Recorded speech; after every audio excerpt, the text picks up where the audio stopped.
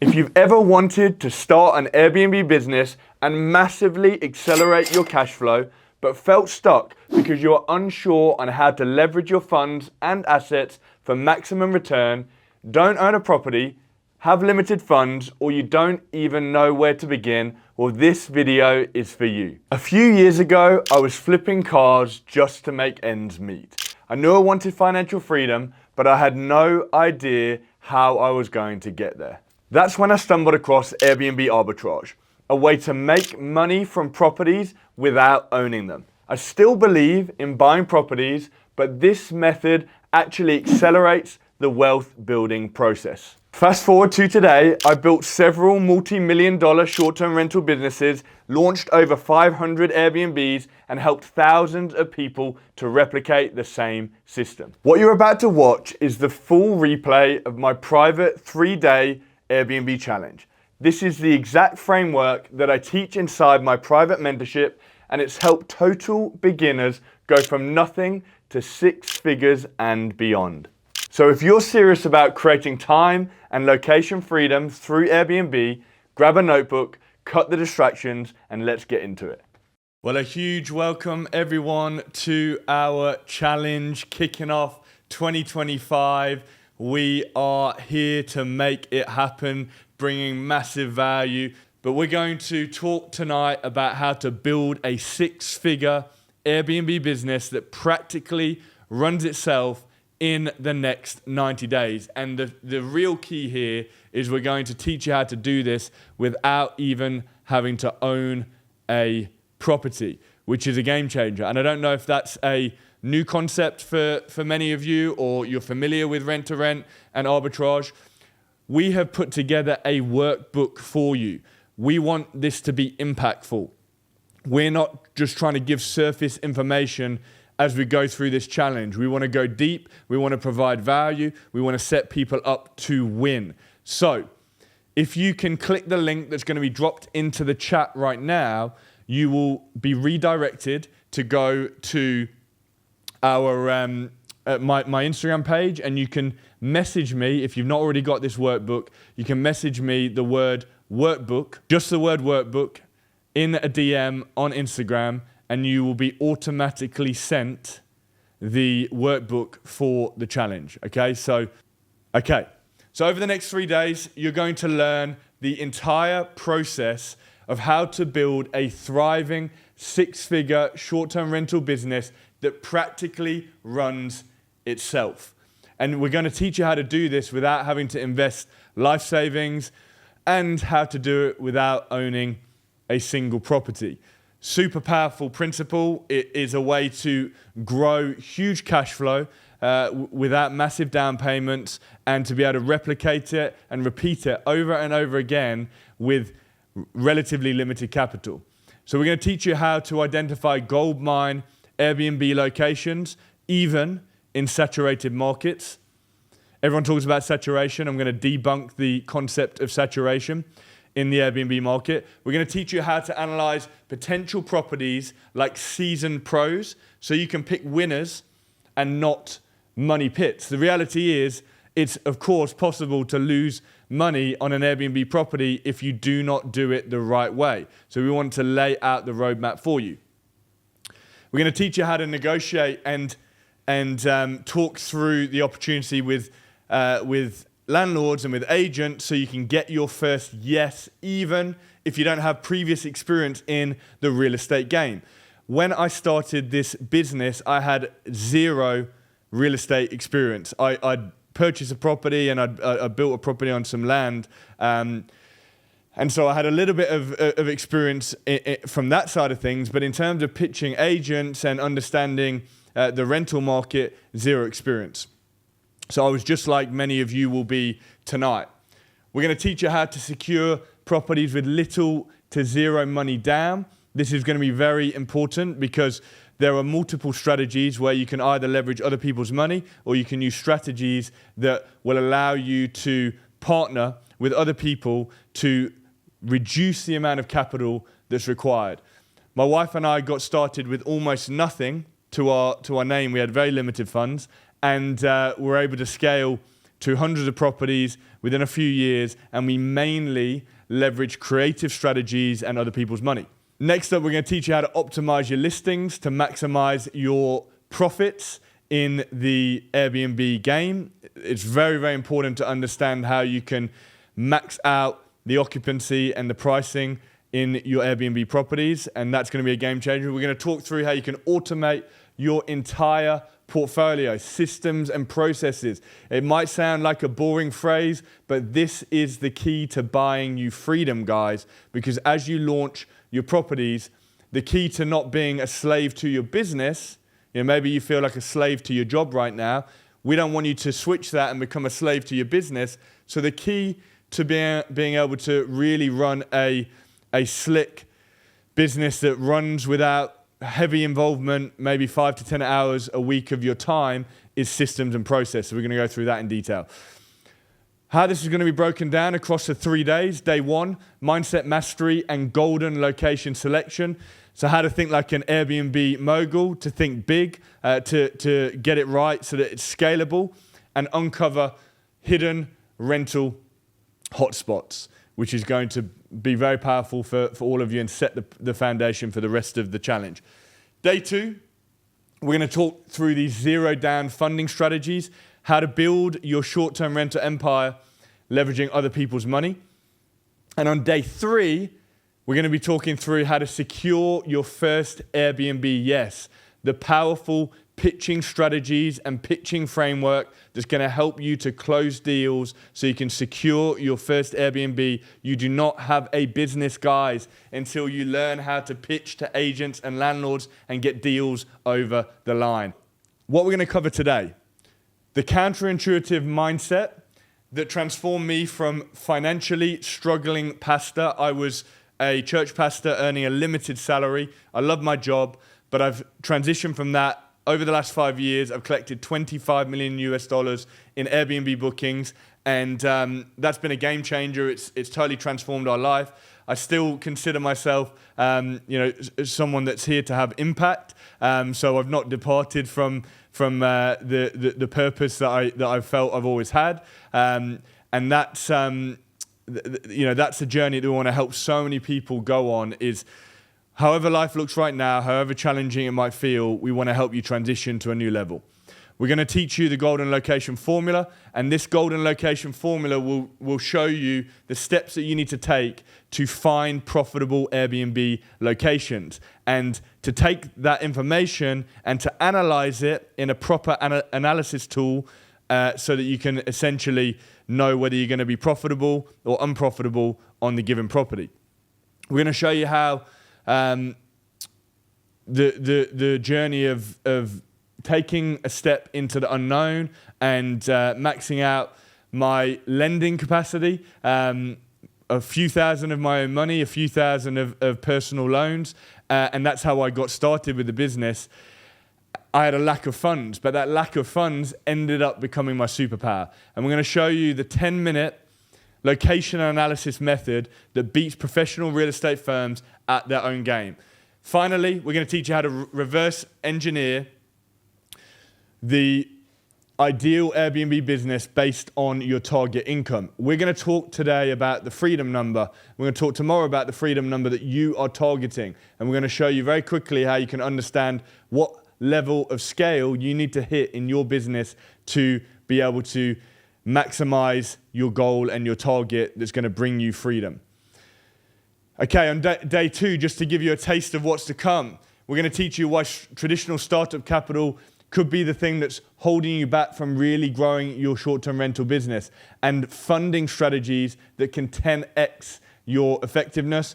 We're going to show you the 3 steps to turn other people's money into a source of continuous revenue stream and investment stream and working capital for you to grow your business in an ethical fashion. We're going to show you options around leveraging credit cards to fund your business credit cards to fund your Airbnb portfolio growing. And we're going to show you the silent partner technique known as co-hosting that lets you profit from Airbnbs without even signing a lease or dealing with some of the headaches that can come with that. We're going to teach you strategies around furnishing the properties so that you can be creative to get more from your money and set up a beautiful Airbnb listing.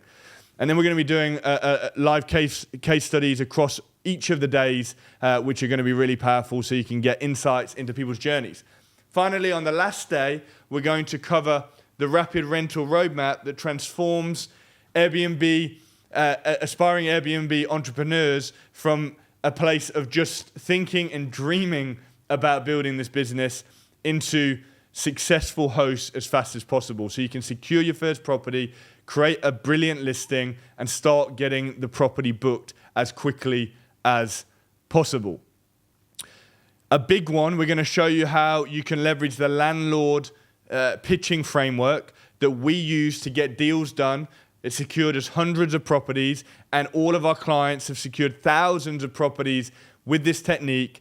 And we're going to run you through how that process works, and it will be a game changer for you. We're going to show you why 99% of Airbnb proposals get rejected and how to hugely increase your chances of acceptance, and why no really means not yet. We're going to show you some objection handling frameworks that will allow you to turn the situation around so you can, over time, take no's and turn them into yeses. And then we're going to show you how to clone your first Airbnb success, do it over and over and over and over again. Okay? I want you to keep in mind, very important, this method does not require you to buy properties. Very important. You can, if you've got huge amounts of capital, which I expect not too many people will have in the room, you can buy properties. But if you want to grow significant cash flow, then the pathway, and this is very, very important, guys, most people buy assets out of savings. They save up for years to buy property. They've got it the wrong way around. Grow your cash flow through rent-to-rent and arbitrage. Create massive cash flow, and then leverage that cash flow into buying properties. So then you're transitioning from buying properties out of savings to buying properties out of your cash flow. You don't have to have millions in startup capital. You can start this at a very grassroots stage. You can quit. You don't have to quit your day job. It's important to understand that we don't want you to rush into this. We don't want you to jump head first. Now, maybe some of you are planning to go all out on this, and in the next 12 months move away from your job. But it's not something that you have to do. You don't have to have a fancy degree. You don't have to have special certification. You don't have to have lots of years of previous real estate experience. And you don't have to even deal with the headaches that are in this business. Every business has parts of the business that aren't fun, okay? And that's why you build systems and processes to deal with the parts of the business that aren't fun. Why does this training exist? Why am I doing this? I know some of you are probably thinking that. I saw someone ask, what's all of this about? I think it was Chris at the beginning of tonight. Well, I get asked constantly, every single day, how to start building a short-term rental empire. And I've been asked this question by probably 100 to 200 people a day for the last 2.5 years. Does it still work? What do you need to know to get started? How much money do you need? All of these questions come to me constantly. And it's too complex to just do it all in one go. I put a lot of content out on my Instagram. Follow along on the journey on Instagram. I'm always sharing knowledge, sharing tips, sharing tricks. But taking 3 days and a couple of hours a day to give you an intensive is going to accelerate you very quickly into the knowledge you need to execute on this business. So this challenge is about giving you the blueprint. Now, I want to be fully transparent.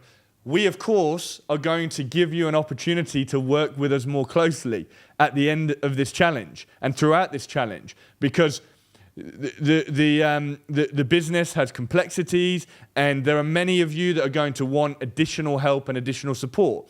So that's going to be part of the picture, and I'm very passionate about helping people to build phenomenal Airbnb businesses. So what you have to remember, though, is this 3-day challenge has a huge amount of value and information, and so you can take everything that we give you and you can run with it. I want to challenge you over these next 3 days to close all unnecessary tabs on your device. Put your phone on Do Not Disturb. I want you to take notes, use the workbook that we provided to you. 99% of people still, to this day, are not even aware that this opportunity exists. I get countless messages to this day from people going, I can't believe that you could sublet a property that you don't own. I didn't think that that was legal. You know, how does it work, et cetera, et cetera. So don't let this opportunity slip through your fingers. I want you to type all in the chat right now. You guys are already ahead of me. Type all in the chat if you are ready to make this happen, guys. You got to remember, this is super important. There are 3 short-term rental myths that keep 99% of people stuck, okay? Very, very important. I want to address these myths that keep 99% of people from ever experiencing wealth and freedom that's possible with short-term rentals. And I've seen these myths limit people's beliefs, take people away from actually deciding to step into the opportunity and rob them of the potential of what's out in front of them in the Airbnb space. Myth number 1, here we go. I need to own properties to succeed with Airbnb. It's a total myth. You can leverage the rent-to-rent or the arbitrage strategy to grow a significant portfolio that cash flows tens of thousands, hundreds of thousands without owning a single property. So the traditional property ownership method is what most people think of when they think of Airbnb. I've got to buy a property, I've got to list it on Airbnb, and it can be lucrative. It can get a higher yield than traditional long-term rent. But there's a problem with it. Of course, high upfront costs, significant risk, and there's growth limitations. You have, even if you have a chunk of money, you get an inheritance or whatever, you got 100,000, 300,000, 500,000. You buy 1, 2, or 3 properties, the money's gone. That cash flow from those 1, 2, or 3 properties is not going to change your life. You take that same capital and you could potentially launch 20, 30, 40, 50 rent-to-rent arbitrage Airbnbs that are going to cash flow tens of thousands a month, and that cash flow will change your life.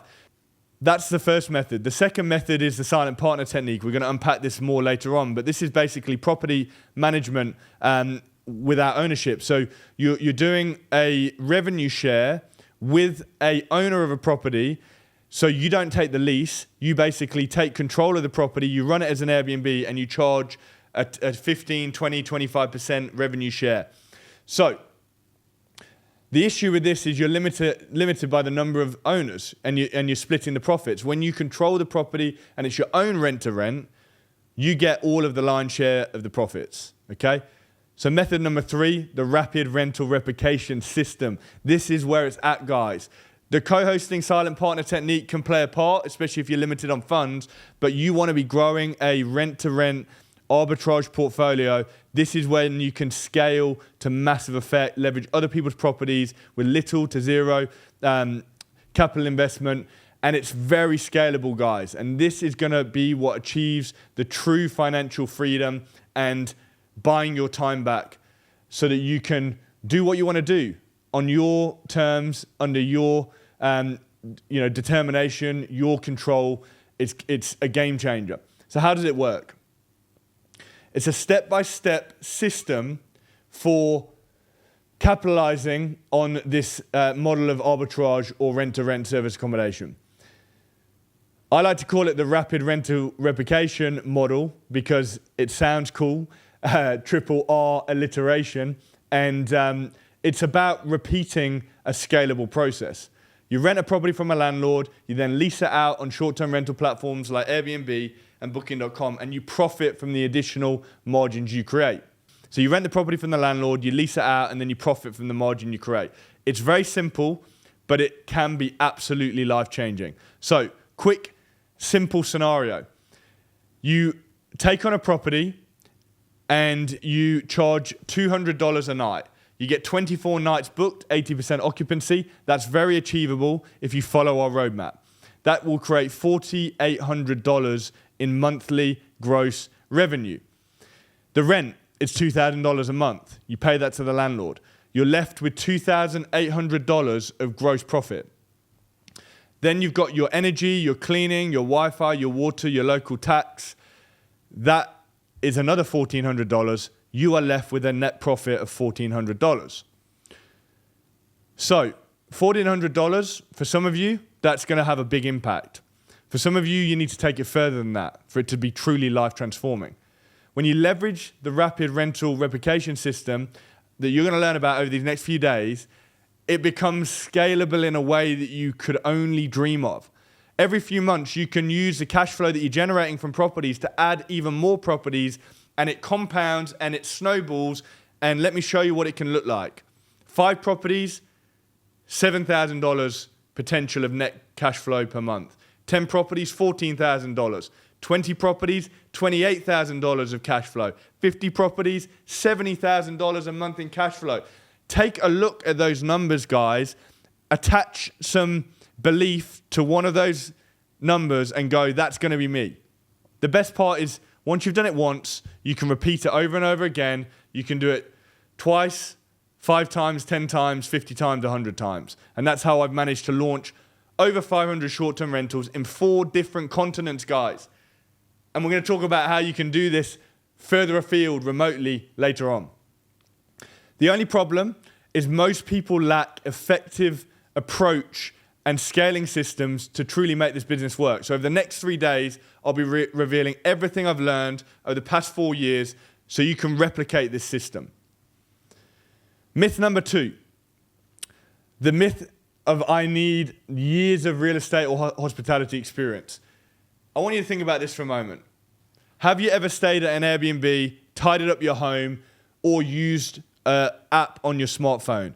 If you've done all 3 of those and the answer is yes, then you have the skills to be able to build this business. Everything else can be learned, outsourced, or systemized. It's as simple as that. Myth number 3, running an Airbnb business is a 24/7 job. We've all heard the horror stories, right? The horror stories come about because people don't know what they're doing. The horror stories come from people that don't know what they're doing. If you set up the system, the business, the infrastructure, the process the right way, it's not going to happen. Your goal isn't just to own a business, it's to own your life. It's to take authority over your life, to have a business that serves you. You will be master of the business. The business will do the hard work for you. It will be at your beck and command, and it will produce financial impact for your day-to-day life. This method hasn't just worked for me, guys. It's worked for hundreds and now thousands of our private clients that we've taught and trained to build this business. Now, the results of my story and of our clients, they're not always going to be typical for every single person, but there's so many stories of phenomenal growth and achievement that the results speak for themselves. The vast majority of these people started with no experience in jobs, having to carve out time outside of work hours to grow this business, and they've made it happen. Once you have the system, I'm going to be showing you over the next 3 days, you'll be able to do the same thing as people like Ashley, who launched her first unit within 90 days in Atlanta. Eduardo and Antonio, I was on the phone earlier today with Eduardo. They've actually now, he updated me today, they've now hit 20 properties in London, cash flowing significant amounts of money every single month. Mush and Jasmine from the USA, who scaled to a huge number of units in just 1 year, and very, very powerful cash flow, over $20,000 a month in cash flow. Ben and Manu in Dubai, who have launched 3 units in just a few months in the Middle East. Josh Caulfield, again, I was on a coaching call with Josh earlier. He just spent the last few months traveling across Japan and across Korea whilst his Airbnbs are making money for him. He's left a Trustpilot review there. You can have a quick read of that. Hariz from Perth, Australia. This is quite old now. Hariz is now on his 4th property in Perth. And his properties are cash flowing phenomenal amounts of money. The first property that he launched has done over $6,000 per month in profit. This is real, guys. This is mind-blowing outcomes and returns from properties that none of these people own. So why this opportunity could be life-changing? In the past 3 years alone, we've witnessed an unprecedented shift in both travel behavior and how people are choosing their accommodations. the way people want to experience travel, the accommodation that they stay in this post-pandemic world has changed in a significant way. And now 62% of travelers prefer to stay in vacation rentals over traditional hotels. This is where your opportunity comes from. Hotel costs are going up all the time.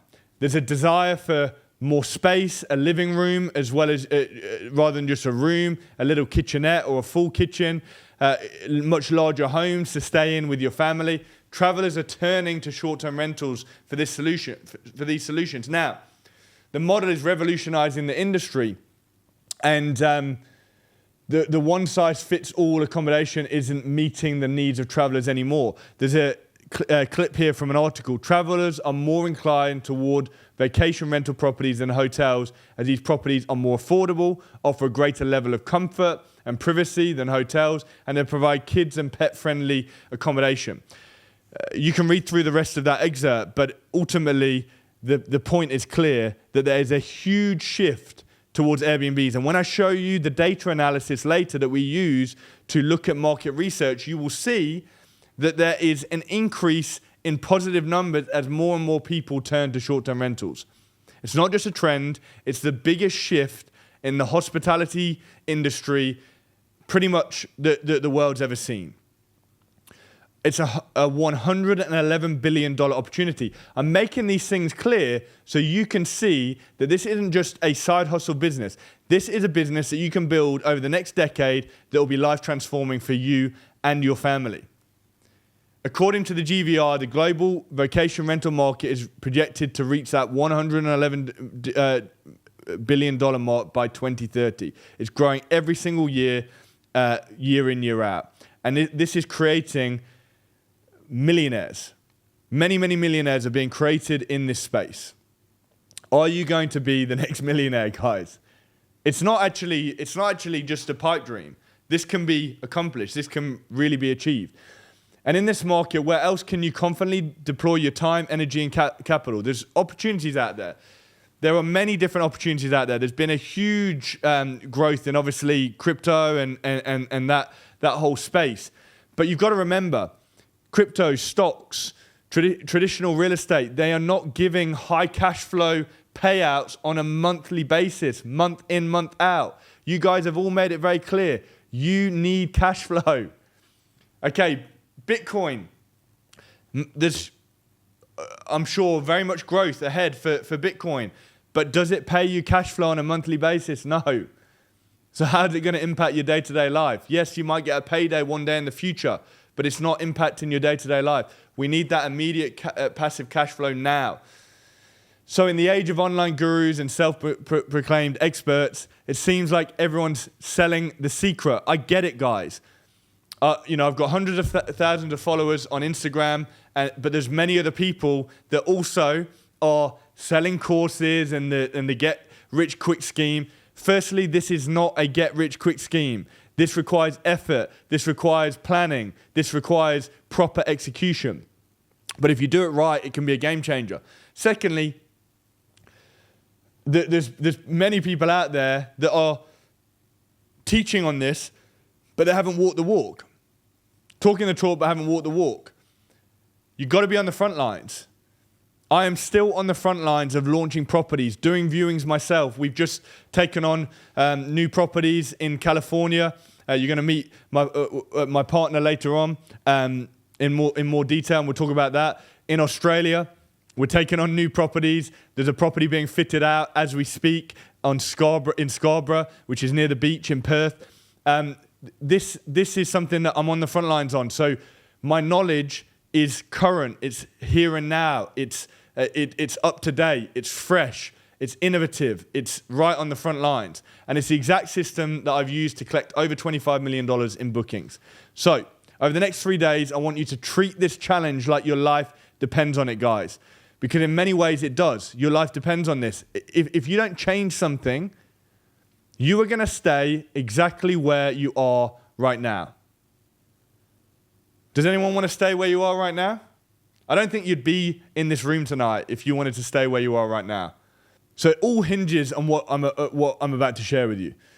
Very, very quickly, for those of you that are newer to me, some of you have been following me on Instagram for a long time. Some of you have come through a recent promotion and don't know me as well. So I'm going to quickly tell you who I am. James Murphy, that's who I am. And I own a global short-term rental empire. We've launched over 500 properties. I've mentioned that a couple of times. In the last 18 months alone, we've hosted over 150,000 guests with thousands of 5-star reviews across Airbnb and Booking.com. There's my Instagram account. You can see, if you look closely, my account, that's an old screenshot, but we reached 29 million people in 30 days. That shows you how many people are interested in this business model. 29 million people in 30 days. I've been featured in a whole bunch of articles over the years. Here's a few photos of me speaking at my events, property events. My family, the most important people in the world to me. There's a photo of me there with one of our clients, Jesse, who I helped him acquire that building that we're stood in front of. And the truth is, it looks great, right, when you look at the highlights. But it wasn't always like this, guys. Let's rewind the clock very quickly back to 2018 when this all started. I was a 32-year-old pastor. I was working long hours. My back was against the wall financially. I was earning about £2,500, that's about $3,500 a month. We were drowning in debt. We were living paycheck to paycheck. There was more month than money every single month. And our idea of a vacation that year was taking a camper van throughout France. Now, nothing wrong with camper vans, nothing wrong with camping. The truth is, though, we didn't have any other options. So that was all we could afford. We knew something had to change because we were struggling financially. I loved what I was doing, but financially it was very difficult. But we had no idea what to do. We had no clue how to do it, and we didn't have the time or money that most side hustles or passive income opportunities required. So we were short on options. Then one day, back in 2019, there was a pivotal moment that occurred. Our son came home from school with bruises on his body. There was no explanation to where the bruises came from. There was no instant report. We were absolutely shocked. We were livid with the school, and we immediately withdrew our son from the school. The problem was it was a catchment-based system, so we couldn't get him into another school. The only option that we had was to put him into a private school.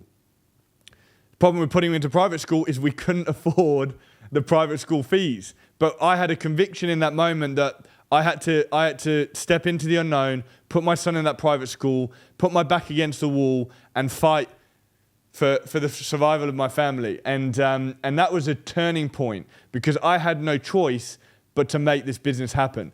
Sometimes you've got to put yourself in a situation where you've just got to make it happen. Maybe that's you tonight. Maybe that's your circumstance. And if it's not your circumstance, then you get uncomfortable in some way, shape, or form. So we pulled our son out of the school, and we now had to figure out how we're going to pay $12,000 a year in, well, it's a bit more than that, $15,000 a year if you translate it in private school fees. So we had conviction that we need to make this change. I didn't really know how to make money because I was a pastor. I'd done a little bit of side hustle stuff in the past, but not a real business that was going to have a significant impact. But we found strength, we found faith, and then our friend told us about this model, the short-term rental model. And we didn't have real estate experience, we didn't have a trust fund, we didn't have a rich family member. We just had a few thousand to our names and a little bit of a bank loan. And I was skeptical, I was fearful, I was afraid. I cannot tell you, if I go back to how the emotions felt, like we didn't know what was going to happen, but we knew that we had to do it. So we stepped into the unknown. And the thought of my son going back to school, I couldn't handle that thought. We wanted to break free from living paycheck to paycheck. We'd had enough. We had had enough. We were drawing a line in the sand, and we were stepping into the unknown, and we were going to go all in, and we were going to make it happen. And so that's what we did. We decided to transition. We wanted to change the future of our son's life. And so we took that leap of faith and we got the business started. These are the first 2 properties that we launched in the UK, in Cambridge and in Sheffield. These properties started to cash flow. They're making over $1,000 a month each. And we were like, whoa, this is crazy. I'm already making from 2 properties almost what I make in my job. So we decided to figure out how we're going to get funds together to grow the portfolio. And we were able to be creative, leverage other people's money, leverage additional bank funding, business funding, and grow the portfolio. We scaled it up across 2019. Within 12 months of starting, we were making well over $10,000 a month. I want that to sink in for a moment. Imagine 12 months from now, you are making $10,000, that's about $13,000 a month. Imagine for a moment that's you. How would that change your life? Maybe for you, you're already making $10,000 a month. You need to make $20,000 a month. How would that change your life? In less time than it takes a baby to learn to walk, I'd 4x'd my previous salary. And I did it without buying a single property. Fast forward to today, real quick. We scaled. You can see a screenshot. That's just one of our Stripe accounts for our London area in the UK. £2.5 million of bookings taken in that Stripe account. Now, 2024, 2025, we're across 4 continents, and there's a couple of listings there. And, a lot has been accomplished in the last 5 years. It shows you what is possible. This is what my life looks like now. Bookings coming in, money whilst I sleep, waking up every day, seeing bookings, seeing money roll in, able to travel the world. I was just in Mauritius for the last 10 days in a beautiful hotel, taking my family on a holiday that I would only have dreamed of. Like it wasn't in a million years possible. Now it's our reality. You can see me and my son there in Mauritius looking out over an infinity pool with these beautiful waters on the horizon and the sun setting. And it's a moment of standing there and going, wow, I cannot believe that this has happened.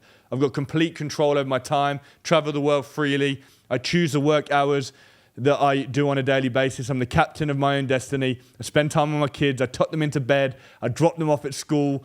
I'm able to attend their sports events and their key life moments. I can take weekends away with my wife. We can go on memorable trips. And our business practically runs itself while we get to experience all that life has to offer. A photo of me in New York with my wife. I took her there for her birthday. And there's us in the Maldives as well. So it's totally changed our situation. I'm showing you all of this because I want you to picture what your life could look like, okay? Having heard my ordinary story of going from where we were, struggling in life, to now having transformed our situation, maybe you feel like you can relate. I'd love to hear in the description a bit more about your story, so why don't you take a moment to comment below. Back into value now. Are you ready, guys? 3 mindset shifts that transformed me from financially struggling as a pastor to collecting $25 million in Airbnb bookings in 5 years flat. I'm going to talk you through the shifts that occurred, okay? We went from scarcity mindset to abundance mindset. We went from owner mindset to operator mindset. And we went from short-term thinker to long-term visionary. Scarcity to abundance. Okay, all of you right now, I want to challenge you. Stop thinking in scarcity. Start thinking in abundance. There are more opportunities than ever before to change your circumstance. Your destiny is in your hands, guys. You can take control. With a cell phone, with a computer, you can do anything in this world. And most gurus will tell you only their method works. I'm here to tell you that all of the methods can work if you commit and you step outside of your comfort zone and you make it happen. But I do believe that from a cash flow perspective, this is the best opportunity to build a phenomenal, property-based, tangible, touch it, smell it, see it with your eyes business that is going to totally change your life. Mental shift number 2, from owner to operator, very important mental shift because we want you to be in control. We don't want the business to own you. We want you to operate the business and it should run on autopilot. Very, very important. Mental shift number 3, transitioning from short-term thinker to long-term visionary. This is about thinking big term. thinking about the potential of scaling this to a massive level. When you do this the right way, when you dream of the future, it's going to totally change how you see the actions that you can take right now. Seeing real success in any endeavor, the kind that changes your life and lasts for years, it's going to take patience, it's going to take commitment, and it's going to take a long-term mindset, okay? You've got to be thinking that this is a business that you're going to be building for the next 3 to 5 years at least.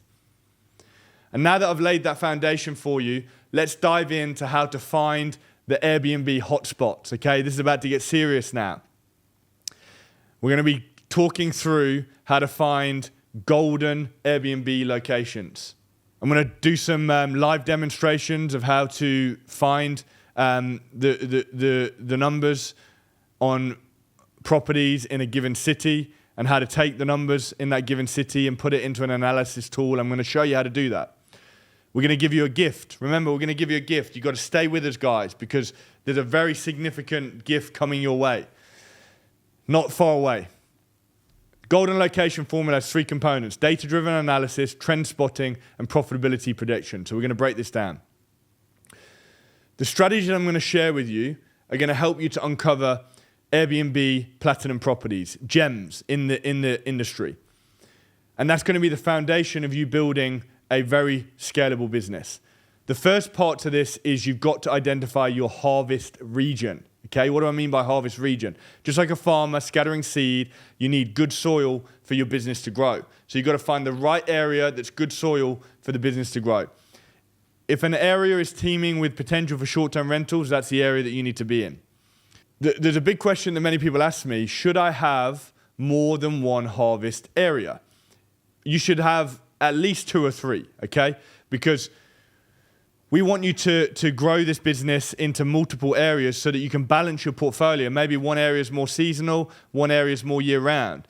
You can rake in profits during high season in one area, and you can be stabilizing with another property in another area, okay? Also, when you're doing your due diligence and you're looking at locations, you might not get success in a certain area, so you want to have another area up your sleeve. Here I'm going to talk about saturation. I mentioned this earlier. Every market is eventually going to become saturated if it's a good business opportunity. So the key is not saturation. The key is being the best and standing out in that saturated market. When you realize you're not just renting out spaces, you are taking it to the next level and you're crafting experiences. And when you do that right, you're going to have guests fighting for spots on your calendar. We just launched a property in Australia, and month 1, 85% occupancy, month 2, 90% occupancy, significant profitability from day 1 because we picked the right property in the right location using these formulas. Now we're going to talk about platinum property. So you've first got your harvest region, then you've got your platinum property. So the region is the area. The harvest region is the area. That's the area that the property is in. The platinum property is the quality of the property that you take on. Let's talk about platinum properties. It's always going to be an advantage if the property is new, okay? That's the first thing. Don't cut corners on the quality of things like mattresses, comforts of sofas, interior design, and making the unit stand out, okay? Some other things to look out for. You want it located to amenities, spacious and not cramped. Ideally, if there's car parking, that can go a long way. It's not a deal breaker, but it can be important. More than one bathroom if you're going to have like 4 to 6 people staying. And then you ideally want it to look pleasant from the outside and have some curb appeal as well. Here's a couple of Adolfo's listings who you're going to be speaking to in just a few minutes. And you can see how inviting the lighting of the property. You can see you've got the hot tub there on the other property with the big backyard. And you can see that the reviews are exceptional on this property. This is one of our other properties. You can see how unique the property is, the exposed brick, the unique windows, very bright, open, nice interior design, okay? The next thing that you can do is you can niche down. This is going to make you a lot of money if you do this. We've got a Lego land property that's near Legoland in the UK. And this property is booked out because families want to stay in it to have the experience with their kids. So by creating this niche, we've created our own demand for this property, far beyond what would be normal for the area. This is a retro theme that we've niched into. You could do a sports theme if you're near a football club. You could do, if there's Disney, if you're near Disney in Florida, you could do a Disney-themed property. If you're near the Harry Potter experiences that are around the world, you could do a Harry Potter experience. There's so many different ways that you can theme properties. Now, the question is, what happens if you cut corners? Okay, let's say you don't have a nice mattress. Let's say the property looks shabby when you walk in. Let's say that the linen doesn't have the hospital tuck, and it's kind of messy, and it's been washed hundreds of times, and there's a musty smell in the property. What's going to happen, guys? If you don't take on a platinum property and you go for average instead of excellence, it doesn't just stop at bad reviews as well. It can have impact on your nightly rate. Your nightly rate's going to go down. It can have maintenance issues because you're getting complaints about this and that, and you're having to spend more money on the property. There's lots of negatives. So there's 3 things that are going to happen, as you guys have identified. Forced to slash nightly rates, calendar starts to empty out, and you receive negative reviews. And this is a sure way to put the final nail in the coffin and fast track yourself to short-term rental failure. Okay, so let's talk about how you can do quick checks on the viability of a potential property. There's a quick and dirty rule that will save you hours of headaches. I call it the 60% rule. You pull up AirDNA. I'm going to do a demonstration in just a few minutes, and you check the average occupancy rate for the region that you're in. If the occupancy rate is above 60%, it's a no-brainer, okay? Because if you have a harvest region and a platinum property, and you follow our roadmap, you are going to perform 15 to 20% above the average for that area, okay? Now, if it's below 60%, it doesn't mean that it can't work. You know, if it's 55% and you perform 20% above, you're still at 75% occupancy.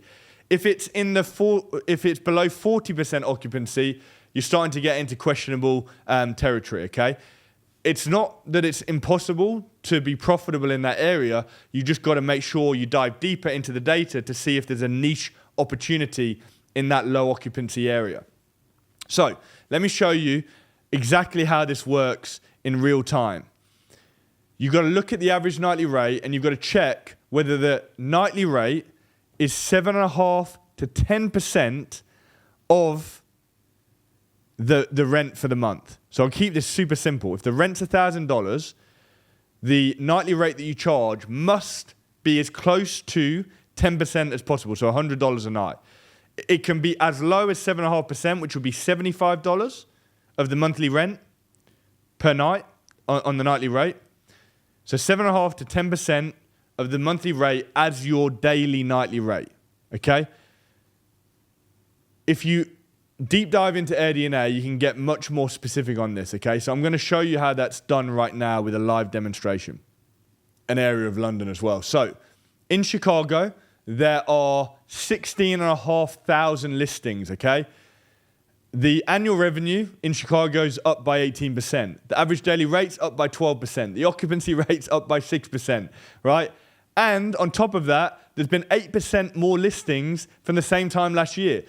This is what's happening with Airbnb, guys. More Airbnb properties are coming into the market, but despite that, because more and more people are going to Airbnb as a source of their holidays, their vacations, their work trips, etc., the numbers are still super strong, okay? Now, what you can do is you can dive into the submarkets. So it gets broken down by all the different submarkets across Chicago, okay? So if we just click one of these high-performing areas, like the near north side, there's 1,400 listings in this area. You can see the performance is still very strong in this area. An average nightly rate of $430, okay? So apply that principle that I taught you. If you go into Zillow or Rightmove or realestate.com.au and the rent in the area is around about $4,000 to $4,500, then you know by applying that 10% rule, 7.5 to 10% rule, that this daily rate is going to be profitable for the rent in the area. Just a gentle reminder that you can access the documents we refer to in the systems and process section in the description below. And if you've got any further questions on systems and processes, make sure you comment. Finally, we actually have partners that we work with when it comes to the key pieces of technology that we use in our business, and we will put some links to be able to connect with those partners and get special discounts in the description as well. So that's a very quick way to check the potential of the property. Now you can deeper dive into everything. So you can look specifically at, for example, 3-bedroom properties, and you can just look at 3-bedroom properties in the city. Okay, the performance on 3 bedrooms is exceptional in Chicago. A 23% increase in revenue, a 24% increase in nightly rate on the same time last year. 3-bedroom properties in Chicago are on fire in this area. Then you can actually go and look at some of the best performing listings. These are the platinum properties, guys. These are the benchmarks of what you need to be targeting. People are making $300,000 a year on a single property with all of these high occupancy rates. And you can go through and you can look at the top 20, 30, 40, 50 properties in a given area and see how much money these properties are making, okay? So I've given you a quick look through Chicago. Now, you don't need to use Airbnb. You can do all of this market research by just going straight onto Airbnb and onto Booking.com and looking at what's happening at properties in these areas, what people are charging for nightly rates, and how booked out their calendars are. But this is obviously a fast-track method to get much more data much more quickly. So this is Westminster. 69% average occupancy in this area. Most people in this area that are launching platinum properties will be at 90% plus occupancy every single month. You can see again, revenues up, daily rates up in this area, a 95 market score. And you can look through and look at all of these top properties. This property in Westminster, a 3-bedroom, $600,000. Okay, if I just take that filter off, let me reset that. Oh, it's already reset. Yeah, so there's properties with $800,000 potential making $600,000. You know, you can go through all of these properties again, like I showed you. So what you need to do is you need to dive into the data, either doing it for free, just going onto Airbnb and Booking.com, or using a tool like AirDNA, or there's another tool called Airbtrage, Airbtrage. That's another tool that you can use. It's actually a lot cheaper than AirDNA. And then you've got to then take that and put that into a deal analysis tool. So we gave this example earlier on, of what a property with 2,000 rent and what it can achieve. I'm going to actually show you in real time how to assess the numbers in AirDNA and put it into the deal analysis calculator. And then we're going to give you the deal analysis calculator as a free gift, okay? So let me just very quickly go back to, we're going to take a 3-bedroom property in central Chicago. You can get a 3-bed for around about $4,000, $5,000 a night in central Chicago. Okay, so I'm going to take an approximate rent, and I'm going to look at these nightly rates of some of the top performers. I'm not going to go for the top. Let's take like let's go a bit lower down. We're going to take like this range here. So let's go $600 a night. Okay, I'm going to take the rent at $5,000 a month. So let me now swap over to the deal analysis tool. This is the deal analysis tool that we're going to give you as a free gift. It's got a full tutorial on how to use it, and it is extremely detailed. Okay, so asking rent $5,000 a month. Okay. We're just going to put that as 5,000.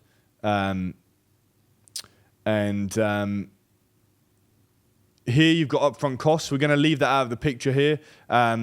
You've got some costs here, and then you have got your nightly rate across here.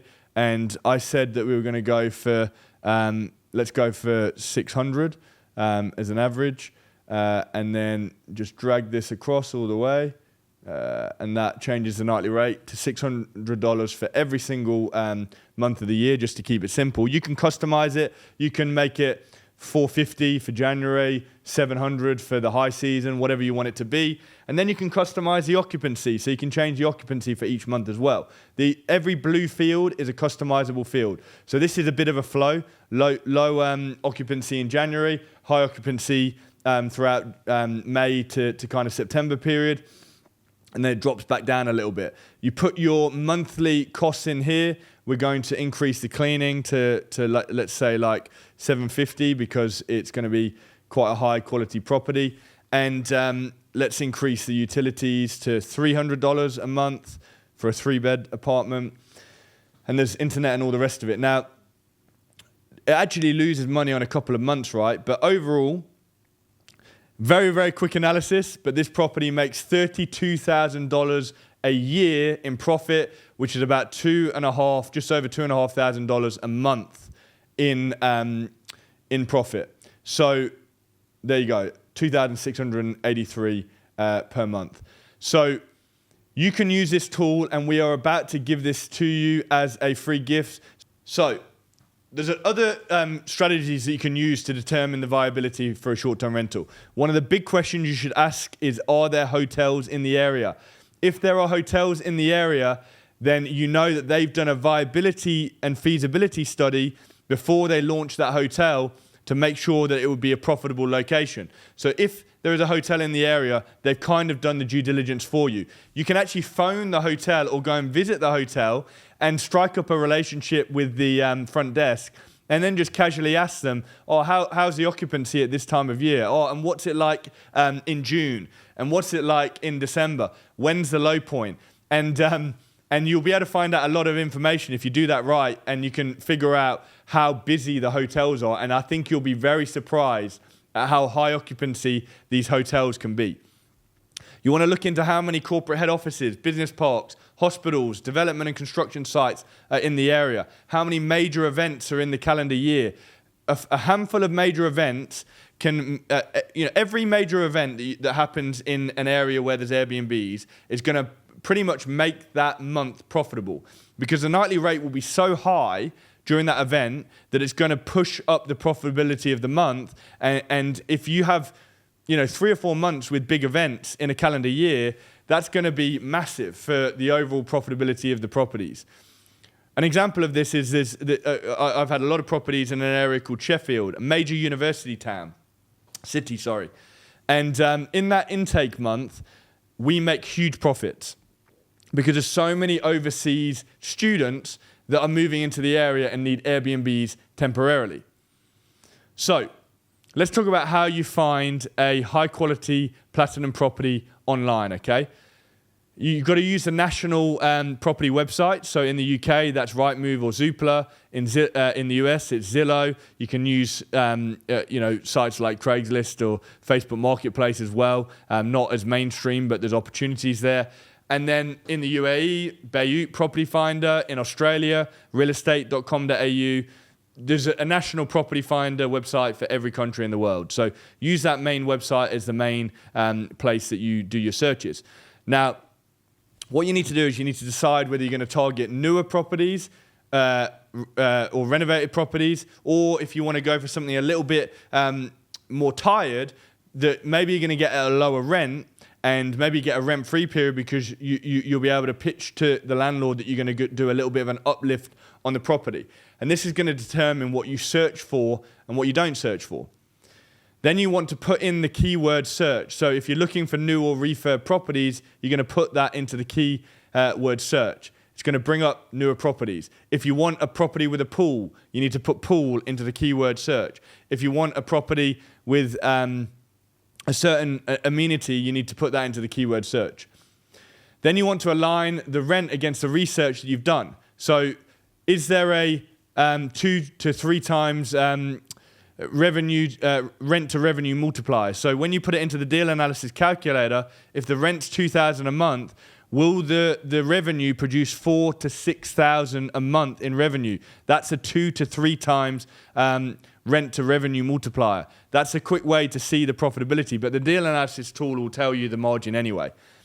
So step 5, you've got to contact the agents and the landlords, and you've got to view properties. You've got to get out there. You've got to speak to people. You've got to build relationships. You don't want to be pitching over the phone, guys. I hear all the time, I tried this business model. I tried to call some agents. I tried to call some landlords. They all said no to me over the phone. Yes, because you didn't try and build any relationships. Okay, you've got to build relationships. You've got to get out there to make this happen. Use every viewing as a relationship building exercise. Win the agents over. Give them confidence that you can bring them business. They can secure lots of properties through you. You know, you can become their best friend, because if they can always bring a property knowing that you're going to take it on, they're going to look very good to all of the landlords that they work for, and they're going to introduce more and more stock to you. We are finding this in the USA. We are finding this in the UK. We're finding this in Australia. Once we get the trust of an agent, they will bring us property after property after property. I've got agents in the UK, a single agent that's brought me over 50 properties. Game changer. We've only been growing for a matter of weeks in Australia, and we've got a single agent that's already brought us 3 properties. We're not having to go and find the properties already. They're bringing the properties to us. If you build relationship, if you frame it so that you are a partner and a collaborator with the agent, okay? We're going to go into this in more detail on night 3. The other way that you can do this in a more practical way offline is you can take a drive around the city and find new developments in the city. Normally the contact details for those landlords will be on the side fencing. Take that down. You can take the architect details down, the foreman's details down, and you can call up those individuals to try and get in contact with the owner of the property. Then you can visit their head office and you can connect with a senior team member. You can take a gift. You can offer to take them for lunch. Build relationship once again. So now what I'm going to do is, before we interview Adolfo in a couple of minutes, is I'm going to tell you how you can do all of this in 10 minutes, okay? So here's how to analyze any location in 10 minutes. Number 1, check Airbnb for similar listings. Is there other listings with high potential in that area? Take it over to AirDNA and analyze the occupancy rates and the nightly rates on AirDNA in the area. Or if you need to, you can use Airbnb ticks, okay? That's a bit more affordable. Then review the local regulations on short-term rentals. In the Q&A sessions across the 3 days, we can talk to you guys about regulations. It's something that can be handled, and it you can work within the frameworks of regulations and still build a great, profitable business. Number 4, check the upcoming events and developments that are happening in the area. This is going to allow you to be able to forecast the potential of spike days where the rate's going to double or triple because there's a big event in the area. If there's a huge development of a new building going up, contractors are going to be in the area. People are going to be relocated there on work contracts, and they're going to need to stay in the properties. And then you take 2 minutes to calculate the potential RevPAR. That's a KPI that we use, but essentially the margin that can be produced by putting it very quickly into the deal analysis tool. If you set up the deal analysis tool correctly, you can grab the data out of AirDNA and put it into the tool in less than a couple of minutes once you get good at it. So you can do all of it in 10 minutes. So if we work backwards, you want to essentially reverse engineer your dream, okay? So in the chat right now, I want you guys to tell me what your freedom number is. What is the number that you need to make financially in order to have the freedom that you're looking for? For some of you, it might be 5,000 a month. For some of you, 10,000, 15,000, 20,000. The number's going to be different for everyone. But I want to hear what your freedom number is. That number that's going to allow you to have control of your life back, be able to do some of the things that you love, be able to have an impact on charities, be able to help your family out, whatever it needs to be, okay? Here I can see them coming. Mark, 15K. Uveli, 30K. Ashurani, 8K. Alina, 40K. Daniel, 10K. Sasha 15,000. I'm picking people out at random here, so don't be offended if I don't mention your name. Andre 20,000, Arissa 20,000, Samantha 10,000. I love to see this because you guys are envisioning what the future can look like. Now, what I want you to do is I want you to reverse engineer this, okay? If your monthly goal is 10,000, add 30% for expenses and taxes, $13,000. Divide that by the average monthly property, profit per property. So maybe that's $1,500, maybe that's $2,000. How many properties is that? So let's keep it simple. Let's say you're going to make, you need $14,000, right, to hit your target. And each property is forecasted to make $2,000 profit per property. You're going to need 7 properties, 7 times 2,000 to be able to hit that target. So you know, for you to hit your freedom number, where you've got to get this portfolio to, okay? Go through that exercise right now. Work out how many properties you need to scale to in order to reach your freedom number. And that's going to allow you, as you start to execute this business, to follow in the footsteps of people like Greg and Brett. They started with us last January. They've scaled to 16 properties in Canada, and they've got a vision to be at 100 within a year. Maybe you want to be more grassroots, like Matt at Raleigh, Colorado, who's launched his first property. Maybe you want to be like Lorenzo in the UK, again, launched his first property. Maybe you want to be like Debunking in Dubai, who's launched 2 properties. Maybe you want to be like Beck and Nikki in Brisbane, who since July 2024 have launched 5 properties in Brisbane. And in this screenshot in our weekly wins chat within our community, they shared how within a few hours of launching their 5th property, they got a 4-night $2,000 booking. Game-changing stuff, guys. What about Daryl, who you met earlier, and he's going to be coming back on? Daryl and his wife, Demi. They've scaled to over 30 properties in the UK and are making over £1 million a year in revenue. They've done this in about 18 months. From a very small portfolio, they've scaled it up significantly. Or Josh and Sebastian. I showed you the data in Chicago. Josh and Sebastian came into our community about 18 months ago, and they are at now 50 properties. In August, they hit $500,000 in revenue, guys. They made close to $100,000 in net profit in a single month. There's small examples of what people are achieving, and there's massive examples of what people are achieving. Do you want to follow in the footsteps of people like the individuals that I've just highlighted? So here's a recap of day 1. We talked about the 3 mindset shifts for success in short-term rentals. We talked about the golden location formula. We talked about how to identify and analyze harvest regions. We talked about the power of platinum properties, multiple methods for determining short-term rental viability, and then we gave you the step-by-step guide for finding high-quality properties, both online and offline.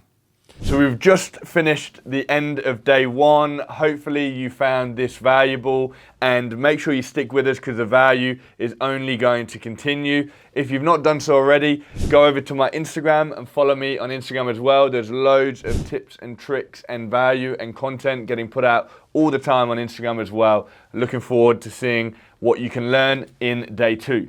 Well, a huge welcome everyone to day 2 of our challenge. We are so glad that you are back with us. And a reminder, if you did miss yesterday, then you can get a hold of the recording and tune in and get the recording as well. So without further ado, we're going to kick things off and get into our presentation. Later on, we're going to be interviewing John, and looking forward to chatting with John. That's going to be great as well. Let's kick this off. Zero down funding. Other people's money, getting creative financially. This is the truth, guys. And I want you to listen carefully to this. Whether you've got $1,000 to your name, $5,000, $10,000, $20,000, $50,000, $100,000, or $1 million, you can very quickly deploy that money into business ventures and the money's gone. So at some point, whether it's right now or whether it's 3 months down the track, 6 months, 9 months, you're going to run out of money. When you run out of money, you're going to have to do what every single business in the world does to scale and grow its business. You're going to have to find external funding to get into your business. You're going to have to raise capital and it can be in multiple different forms. But the thing that you got to remember, as a regular person, we don't always think of leverage. We don't always think of creative ways to use other people's money, the bank's money, investors' money, whatever it might be. But that's what every successful business has done. It's very, very, very rare that a business will scale if it's bootstrapped. That means, using its own money and own funding to grow. Because there's too much limitation. It slows things down too much. So the point that I'm making is that your freedom number and the life that you are desperately wanting to live and to step into, it's largely going to come down to being able to think outside the box and get creative and leverage, because money will run out. But the good news is that there's unlimited funding out there in the world. There is money sat in the banks. There's money sat in people's accounts. There's money sat with wealthy investors that they're waiting for someone to come along and show them a great opportunity to deploy their funds into.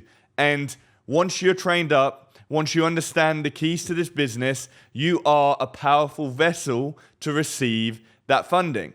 So this is a game-changing session today, because this is the reason why you can, with limited resource, build a phenomenal business. So how to secure your first and potentially your next short-term rental property with zero money out of pocket, even if you have no real estate experience and even if you don't have perfect credit. A big welcome back once again to everyone. And we laid the foundation yesterday for building your short-term rental empire. How to locate harvest regions, how to identify platinum properties, how to do your due diligence on the data through AirDNA or Arbitrage, or how to put those numbers into the deal analysis tool, which we gave as a free gift yesterday. If you are here tonight and you missed yesterday, you have to watch the replay so you can unlock the keyword that you need to be able to message me on Instagram and get the free gift from yesterday, okay? And today we're going to show you all about funding. So yesterday it was about the mindset that's required to shift into belief mode to really build this business. Going from the mindset of believing that this business or this opportunity is too saturated to actually seeing the opportunity that's in front of you. Going from a situation where you are stuck in a business and kind of having an owner mindset to becoming an operator, someone that sits above the business. We don't want you to just be an owner manager that's having to work hard and get stuck in the day-to-day of the business. We want you to be free through this business, being able to run it in a few hours a week. We showed you the golden location formula for finding hidden gem Airbnbs with premium profit potential.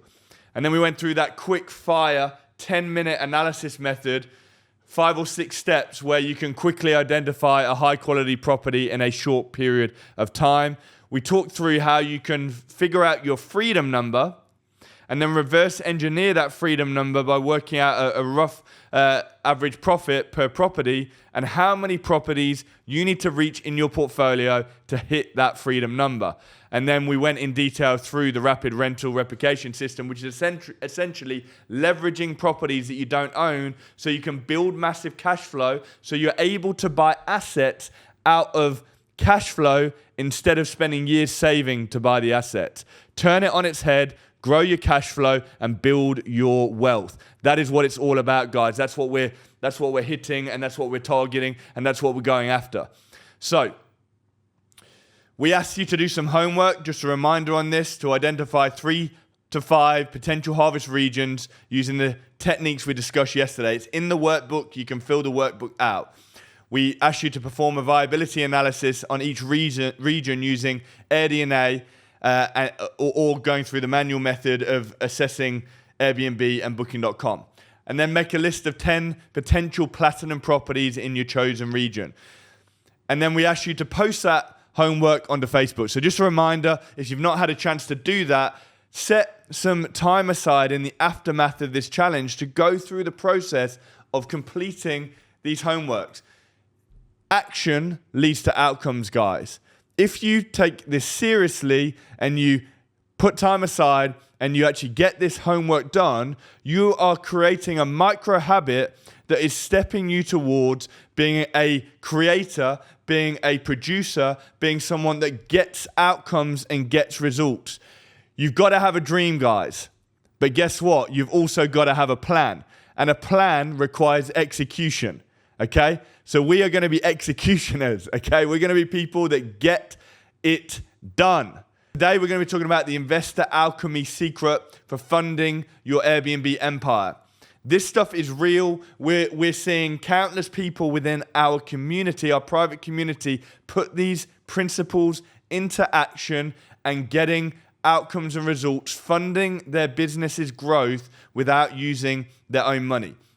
We're going to teach you the 3-step process to turn other people's money into your personal ATM, into your funding engine. And we're going to show you how to secure properties with no money down, zero money down, using the silent partner technique. This is the co-hosting technique, okay? We have got 2 very powerful tools that we're going to give you as gifts. So you've got to stick with us. You've got to stay with us throughout tonight because we want you to get access to these tools that we're going to give as gifts that are going to help you to be able to implement everything that we teach today. We're going to go through the furnishing fallacy that keeps aspiring Airbnb hosts in limited expansion mode because they are overspending and not using creative solutions that are going to reduce your costs significantly in launching each property. And we're going to do a live case study with Daryl. Daryl's married to Demi. I think Demi's tied up with the children, but Daryl, who you've met before, came into our community. He's got a powerful, powerful story, okay? Daryl's gonna go right back to where he started and some of the challenges of his upbringing and the things that he got involved in, transformation that he went through, and then how his world came crashing down, and then where he was able to pick up from that place and rebuild his life. And this is going to be very, very powerful for you to hear the journey that Daryl went through, and he was able to take it from really picking up the pieces of his life to launching 30 plus properties in 24 months. And so by the end of today, you're going to have a complete blueprint to fund your short-term rental, even if you're starting from zero. Every single person that has ever built an Airbnb business started where you guys are right now. So be encouraged, because you're not about to walk a path that hasn't been walked by someone that's gone before you, okay? So if someone else can do it, you can do it. If I can do it in the position that I was in when I started out, then you can do it. We had so little to our name. We had a lot of reasons to not do this, okay? I had 2 children that needed my protection and support financially, and a 3rd child on the way. You could very easily argue that it was the worst time for us to take a step outside of our comfort zone and build this business. So I want to challenge every single one of you to enter that mindset that you are going to make this happen. Proper funding is really the difference between dreaming about the short-term rental business and actually achieving it. And I really want to debunk this myth that you've got to have a massive bank account full of cash to be able to grow this business, okay? That's got to be thrown out of the window. You've got to renew your mindset towards this, because if you can entertain that it's possible to leverage other people's money to grow this business, it'll change everything for you. It allows you to start now instead of someday. If you think that you need money in the bank of a significant nature, you're going to disqualify yourself when you don't need to disqualify yourself. You're going to be thinking to yourself, it's going to be someday in the future. It needs to be now, guys. The opportunity is now. The time to step towards your financial freedom number is now, okay? It's going to accelerate your growth. You're not going to have to wait for your cash flow to build up when you've launched your first property, because you're going to be able to pull money in to be able to grow your portfolio. It's going to protect your personal finances, okay? If you leverage other people's money, you're not having to put your own cash into the business. Now, there is a time and a place for putting your own money into the business, but you don't have to, and that's the main point that I want to get across. It leverages other people's money for your benefit, and it turns "I can't afford it" into "how can I fund this opportunity?" It's a reframe, it's a mindset shift, it's an alternate perspective. And when you start to enter this new perspective, anything starts to be possible, okay? In the world of short-term rentals, it's not about how much money you have, it's about how you can creatively access that capital, get it into your business, and building your business and taking it forward. So, it's not about having money to start. It's about having the right strategies to access the money. The key is to focus on cash flow, okay? Not equity. That equity will come when you built your cash flow, all right? Grow your cash flow, and then as that cash flow is in a stronger place, let me frame it for you like this, right?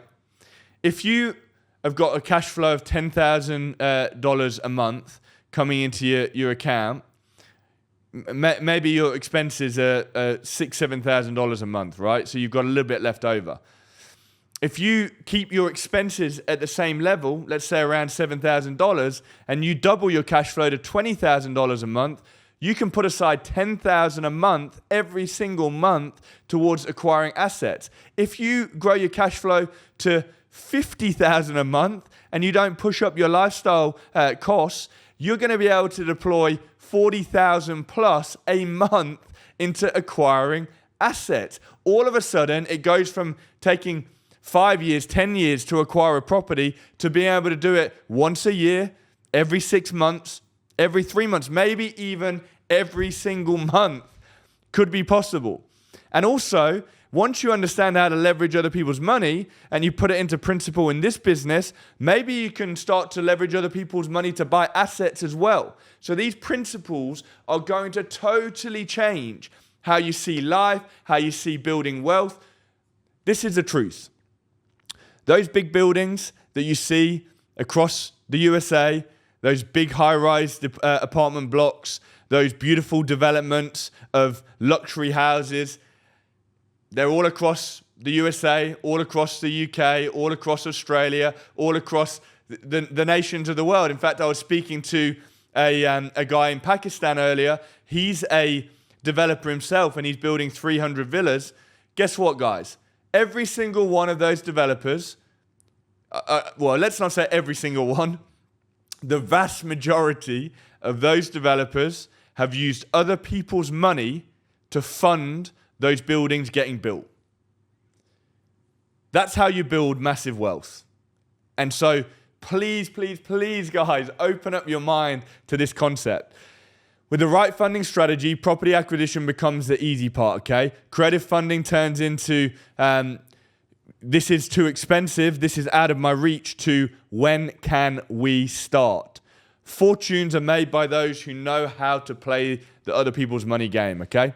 I want to talk through my $75,000 funding mistake. You can see a photo of Steph there with a team. This was when we were doing a fit out of 25 properties in Manchester. You guys know, if you like football, you know the team Manchester, and you can see me there walking out of the room. Steph's building shelving for our linen and our towels in one of our first properties back in the day. But I want to tell you about the mistake I made because I didn't fully understand the concept of other people's money in the first period of building this business. And we put all of our money that we had to our name, which wasn't a huge amount, into the first 7 properties that we launched, right? And I actually did use some level of creativity, like we used furniture leases on some of those first properties to stretch our money further. But I had no idea that I could get even more creative and use strategies that would limit using my own capital. And as a result of that, I pushed myself a little bit too much to the wire in terms of putting my own cash into the business. And it meant that when an opportunity came our way to take on 11 premium properties, we didn't have enough in the bank, and we were too much under pressure, and I hadn't spent enough time focusing on building up other people's money, and we actually missed out on those 11 properties because we were spread too thin to take them. And that's the turning point when I realized, hang on a minute, I've got this wrong. I've got to figure out how to be better poised and positioned to take on these key opportunities. Who wants to be in a position where you get given a dream opportunity that you have to say no to because you don't have the funding to make it happen? Anyone want to be able to say no? Of course we don't want to be saying no to a dream opportunity. We want to be primed, poised, and ready to take on dream opportunities. If the door opens up for us, we want to be able to walk through that door. Who wants to walk through a door of opportunity? Well, this is where other people's money comes into the picture.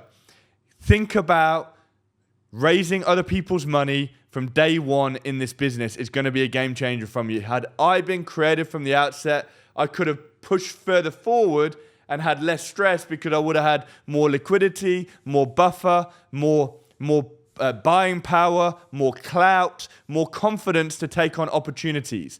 It changes everything, okay? So here's a few examples of properties that are acquired using funding for zero money out of pocket. We've got a lady in our community that's scaling in Bali, and she's using the co-hosting silent partner technique, and she is taking on stunning villas, okay? You can't really see fully those photos there, but she shared her story in our Weekly Wins channel. And this is an absolutely mind-blowingly beautiful villa that Maren is able to make massive cash flow from, and she's not had to put any of her own money into it. And this is the types of principles that we're teaching, okay? Here we've got Mush, 20 plus properties launched with none of his own money, including this stunning property in Houston. Beautiful property. Beautiful property. Look how creative it is. None of his own money. We've got Steven. Steven is like a star within our community. He is in Arizona, and he has been able to launch 24 properties in Mexico, believe it or not. So he travels to Mexico, acquires units, launches them, and then runs the business remotely from the USA. So his family's in the USA, his business is in Mexico. He scaled to 29 units in 1 year, and 24 of those 29 properties were launched using an investor's funding. He didn't use his own money. This stuff is real, guys. People are starting from zero and growing massive portfolios that are changing their lives, and it's happening right now. It's your time to join in on this rush to build huge cash flow, a business that's going to change your life. You're going to be able to step into more freedom. You're going to have control of your life back. You're going to be able to decide when you work and when you don't work, where you want to go on holiday. But the key here is thinking outside the box. This level of success is possible when you know how to access this funding creatively. So I'm going to show you how to do this, okay? So let's get more practical now. Why your lack of funds is actually your secret weapon. So when you're starting with limited capital, you're forced to, number one, make smarter, more calculated decisions. You're forced to, number two, get creative with financing and partnerships. You're forced to focus on profitability from day one. Okay? You can't afford to not have margin and profitability in your business. So it's going to get you to push for maximum output. You're going to be making sure those review scores are A grade. And you're going to learn how to really think through the operational costs and make sure that you're running a lean business. This mindset is crucial for long-term success in the short-term rental game. It's not about how much you start with, it's about how resourceful you can be. Okay? Resourcefulness is a huge attribute, and every single person on this call today is now resourceful. So let's go through this first funding secret, investor alchemy, okay? This is about attracting, qualifying, and securing investors.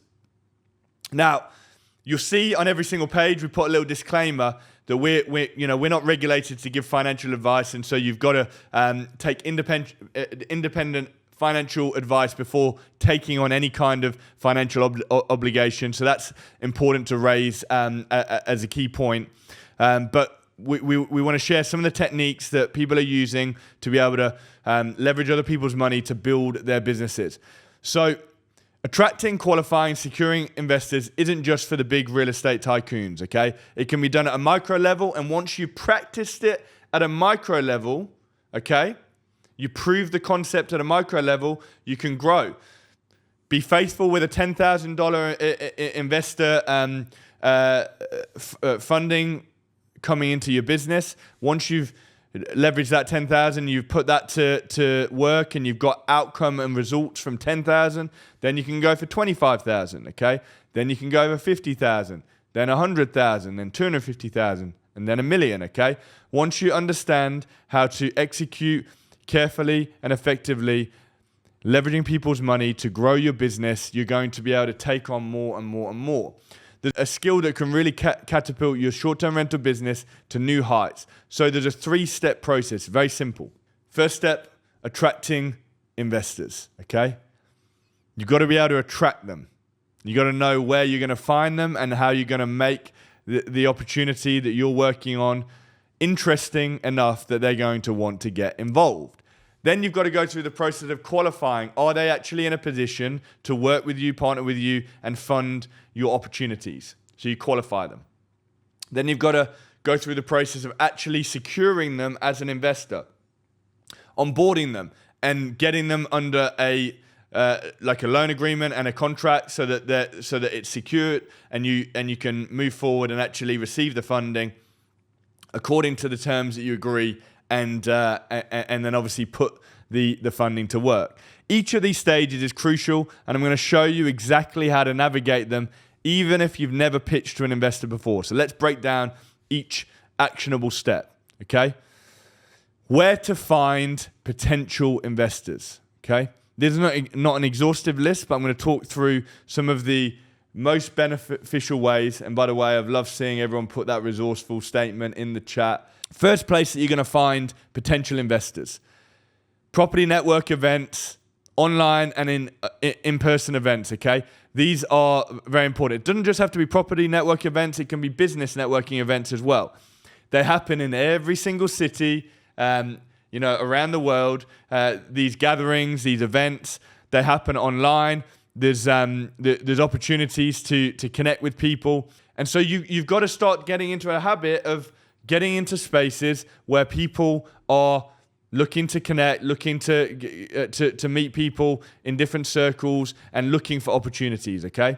Because birds of a feather flock together. Open-minded people that are trying to expand their worlds find themselves in situations where they can open up their network. And so when you get into these environments, you're around like-minded people, okay? Next is luxury and higher net worth environments, okay? So this could be an expensive golf club. Maybe you can't afford to go and play regularly at an expensive golf club, and maybe you have no interest in it whatsoever.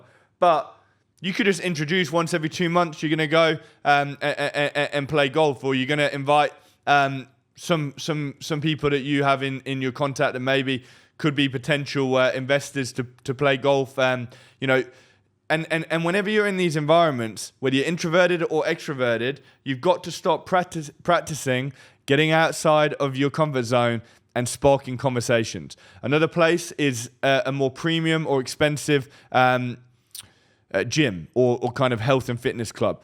It could be any kind of club or hobby-based environment that just gets you around other people, okay? And maybe it's just attending those types of hobby-type sports orientated environments in a area where there's a bit more affluence. So there is so many people out there that you're going to be able to break into circles with and make connections with, and so that can be very powerful. I've made extremely powerful connections at airport lounges, on airports, riding on coaches. I've made connections whilst going to a new gym in a different country. I was in Mauritius just last week, and I was in the gym and sparked up a conversation with an individual that actually was a wealthy landowner in Mauritius. I was in the swimming pool, and I connected with a gentleman in Sydney that had sold his logistics business and was now looking to, he's gone into a partnership to expand into oil. And guess what you do? Not in any kind of showy way. You just talk about what you do and what you're involved in. And people just naturally get interested in this short-term rental game. As you have these conversations and you share about what you're doing, they're like, oh, that sounds really interesting. I'd thought about maybe getting my own Airbnb, or, I've always found it fascinating or whatever. They show interest, okay? And that's where it starts. When someone shows interest, that's the opening for you to build on that relationship. Get their details, okay? Don't ever have a conversation with a stranger and not take their details, okay? You got to get people's numbers. You got to get people's, social media accounts, and you got to nurture those relationships. Social media platforms, Facebook groups are a really powerful place to be able to connect with people, okay? Facebook groups are a really powerful place, okay? You can join groups with thousands of people that are looking to connect with other people in the property space, in the business space, okay? And then you can just get active on those forums. People are putting posts out. Respond to those posts and encourage people. Be present on those networking sites, and as your name starts to pop up more regularly, people will start to recognize your name coming up regularly on those forums, right? And then maybe they'll add you as a friend. Maybe you add them as a friend. Then you start a direct message conversation. You go, maybe we should jump on a call to have a Zoom conversation and have a catch up and hear more about each other's journey. This is how you break out of a isolated circle and get into other environments, okay? You got to remember, even in your workplace, there might be people as peers, people underneath your leadership, people above you in the higher echelons of the corporate world that are going to be very interested in the concept of what you're doing. Maybe there's people in your friendship network. Maybe there's family members. Adolfo mentioned yesterday that some of their early deals were funded or connected to family members and friends in their network. Okay, so there are so many pathways to open up doorways for funds to come into your business. Your next big investor could be at your local coffee shop, could be in your LinkedIn connections. Another way to do this is to be a pattern disruptor, okay? And you can do this even if you are super shy. You can be a pattern disruptor. What is a pattern disruptor? Well, let me show you a simple way. Generosity is a pattern disruptor because people don't expect generosity out of the blue in the world that we live in today. So if you are in a position that you can afford to do this, maybe once a week, twice a month, or monthly, pay for someone's coffee that's in the line behind you, or pay for someone's lunch that's in the line behind you. Just when you're at the till, just go, okay, that person behind me, I want you to add their coffee to my bill. Pay it, okay? Person comes to the till, and you paid their coffee for them. There's a very good chance that they're going to come to you and say, thank you so much. That was a really, really nice gesture. I've not experienced that before. It just opens up another pathway to have a conversation, to connect with someone, to start breaking into other circles. So you understand what I'm saying about how there's so many different pathways, okay? So that's how you attract investors, okay? Stage 1. Stage 2 is qualifying investors, finding the perfect match, okay? Once you've started conversations, okay, you nurture those conversations, okay? The key to this is you've got to have a tracking system for the conversations and anyone that shows interest, okay? You've got to be talking in all of your conversations about the business that you're building. The more you talk about it, the more chance that you've got of someone taking interest, okay? And as they take interest, you then nurture that conversation. And you might say to them, Have you ever thought about, getting involved in this type of business? Are you in a position where maybe you'd want to set some money aside to also have a go in this space and in this business opportunity, and you can start to push the conversation along. And once you get that opening and someone shows an interest, and I can tell you from training and mentoring thousands of people that these interests from the people in your world will happen faster than you think. Okay? When you get that opening, you want to take a note and put them into a tracking system, which we call a customer relationship management system. You can use a free membership on a platform like HubSpot. Okay? I'm going to write that in the chat for all of you, HubSpot. And a platform like HubSpot, you can just, anytime someone shows an interest, or anytime you go to a property network event and you meet someone, or you go to a gym and you connect with someone and you're starting to build relationships that are outside of your circle, put them into your customer relationship management system. Put their number in, put some notes down around the conversations that you had, because you're going to be able to go back to these and build your network up. And this can be really effective because connection is getting more and more difficult for people in the world, right? Because we're getting more isolated. We scroll through Instagram and we spend our time on social media and we get isolated into our insular family.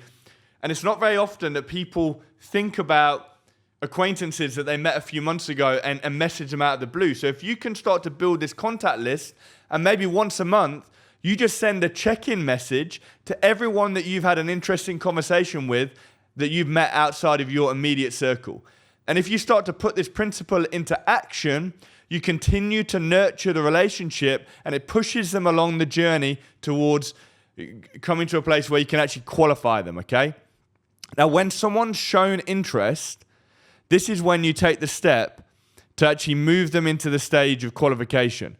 And you actually have a more direct conversation around whether they'll actually be interested in investing in the short-term rental business. So what you would do in this scenario is you would arrange a meeting with them. So you take it from a casual conversation to a professional conversation. And you get them into a Zoom call or any kind of video conferencing platform. If you know them personally, then you can just arrange for a coffee catch-up. And then you go through the process of having a conversation around the opportunity, okay? You break this type of conversation into a few segments. You first off want to understand their situation, okay? Where they're at and what they're wanting to accomplish, okay? Then you can talk about the opportunity. Talk about your goldmine areas. Talk about some of the properties that you've been assessing and the due diligence that you've done on those properties. Open up your laptop and show them a deal analysis sheet and the forecasted potential. If you've taken it a step further and you put it into an investor's pitch deck, which, by the way, we're going to give you a template pitch deck or an example sample pitch deck so you can understand what this can look like. Show them that pitch deck. Show them the hard, cold numbers of the cash flow potential of this business model, okay? So they can see for themselves that from actual historical data, not you just making it up, not you just having a half glass full mentality and trying to make something look better than it is and dress it up. No, hard, cold, factual numbers from historical data that prove the profit potential of this business model, okay? Take them through that, and then essentially you can if you've nurtured them enough, you could go, okay, do you want to work with me? And we start small with an investment amount that you can put in, and then you can work through forms, different types of investment models that you can use. So there's, we're going to talk a little bit more about this, but there's like angel investor pathway. You could do a joint venture where you kind of split, they fund the property and you have the sweat equity and you split the profits 50-50. There's many different ways to structure it so that you can do a deal that's in favor of the investor. Some people are going to be, I just want to be hands off. Give me 10% return on my money and I'm happy. Some are going to want a sweetener where you might put a performance bonus in. Some are going to want to be much more involved. I'm actually really interested in this industry. Can we do a joint venture together where I'll fund it and you grow it, okay? So there's many different options to work on. So the next phase then is actually securing the investor, okay? securing the investor. So this is when you actually go through the process of getting them to commit. And the commitment is going to come really when you've pulled together that full pitch deck that really outlines the opportunity. It professionalizes it, and you're kind of showing them exactly what the outcome is going to be. Okay, and then you can put testimonials from, if you've already got some track record in the business and you're growing your portfolio, you can put stuff that's already happened. If you've got someone that knows you well enough to endorse you, then you can get like a reference and put that in there. There are many different ways to kind of give confidence to an investor. And then you can build trust with them. And essentially, once you are ready to secure them, then you use a loan contract, an investor loan contract, or a joint venture agreement to then secure them as a investor client. Okay? It's not just about getting money into your business so you can grow your business, and once that's happened, you're done with it. You've got to go on a journey with your investors, because if you look after them, you take care of them as they make commitments to you, you do the right thing by them, they're going to want to work with you more so that you can move forward into even greater opportunities. Okay, so now I'm going to take a moment to take you through a raising funds demonstration document. I'm actually going to ask Daryl to come on and help me with this, because Daryl's been a part of putting this resource together, because he is he's great actually at raising funds. So just give me a moment. Who's taking notes? Because this first section, guys, has just been gem after gem after gem. Let us know in the chat if you're getting value. And we've got a couple of questions which you can jump on, Daryl, while I just get this document ready. All right. Let me have a look through. Someone's asked, why do we need an investor? Why do we need an investor for furnishings? It's exactly right. So you can leverage other people's money for each part of the process of getting that unit set up. From furnishing, you can get an investor through to securing that unit, that first month's rent, and leveraging that money. It means that it gives you can start if you have low capital. It's a great way to get started, but equally it means you can scale quicker, because it means you can spread that capital. So, you park all of that money into one unit, then of course you're going to go at a slower rate. If you're able to stretch it and spread it, then of course you're able to scale faster. So here is this is a sales pack. This is the one. This is the one. So yeah, let's just talk through these points together, Daryl. In terms of the journey of positioning the opportunity for raising funds, and then we'll actually show you an example of what it looks like in practice. Absolutely. So you'll see here, this is really the framing. This is setting up who you are as a business, as a company. Now, this is a great point. If you're just starting out, make sure you're giving big picture. You can give vision, highlight if there's any unique selling points. This is the importance of doing your homework, because, you can see real research on your business. And if you do have a portfolio of properties, this is a great place to obviously to showcase those. But if you don't have any properties, then of course you could showcase some others who are operating similar to you, and obviously being very clear that this isn't your unit. The great thing about that, though, is you can use real life case studies, take actual live properties, and get their data and performance out of Airbtrage and AirDNA, and you can put those case studies into your deck, and ultimately they're real case studies. They're someone's property that's performing at a certain level, and it's a demonstration of the potential of the opportunity. So it's a great way to be able to show the potential. Absolutely. Just one more thing on that, James, because this is, with you, I remember when we were scaling and we were looking at a block, so a large block with 6 houses, and we were just building our portfolio. And I remember we used, in our case study, we actually used yourself and your company and the others. And so it was a great opportunity because we were connected, we were in already connected. So we were able to use that partnership and show that connection. So there's great power in being a part of a community, part of someone else. You can scale using other people's success as well. I should tell the story of that company, Daryl, that used to call around landlords and pretend that they represented my business. And I sourced properties for James Murphy. He's got hundreds of properties in his portfolio, and we want to do a deal with you. And he would. So that's what you don't do, okay, guys. But pretty funny. Okay, so next one, the building trust and establishing credibility. So with this stage, this is very much showing that you know what you're talking about. This is giving that confidence that we are a professional company, professional business. So you'll see there the process. We screen our guests, we vet our guests, we have quality control. So you can use all of the, you're trying to show that you know exactly what you're doing. We use pricing and revenue structure.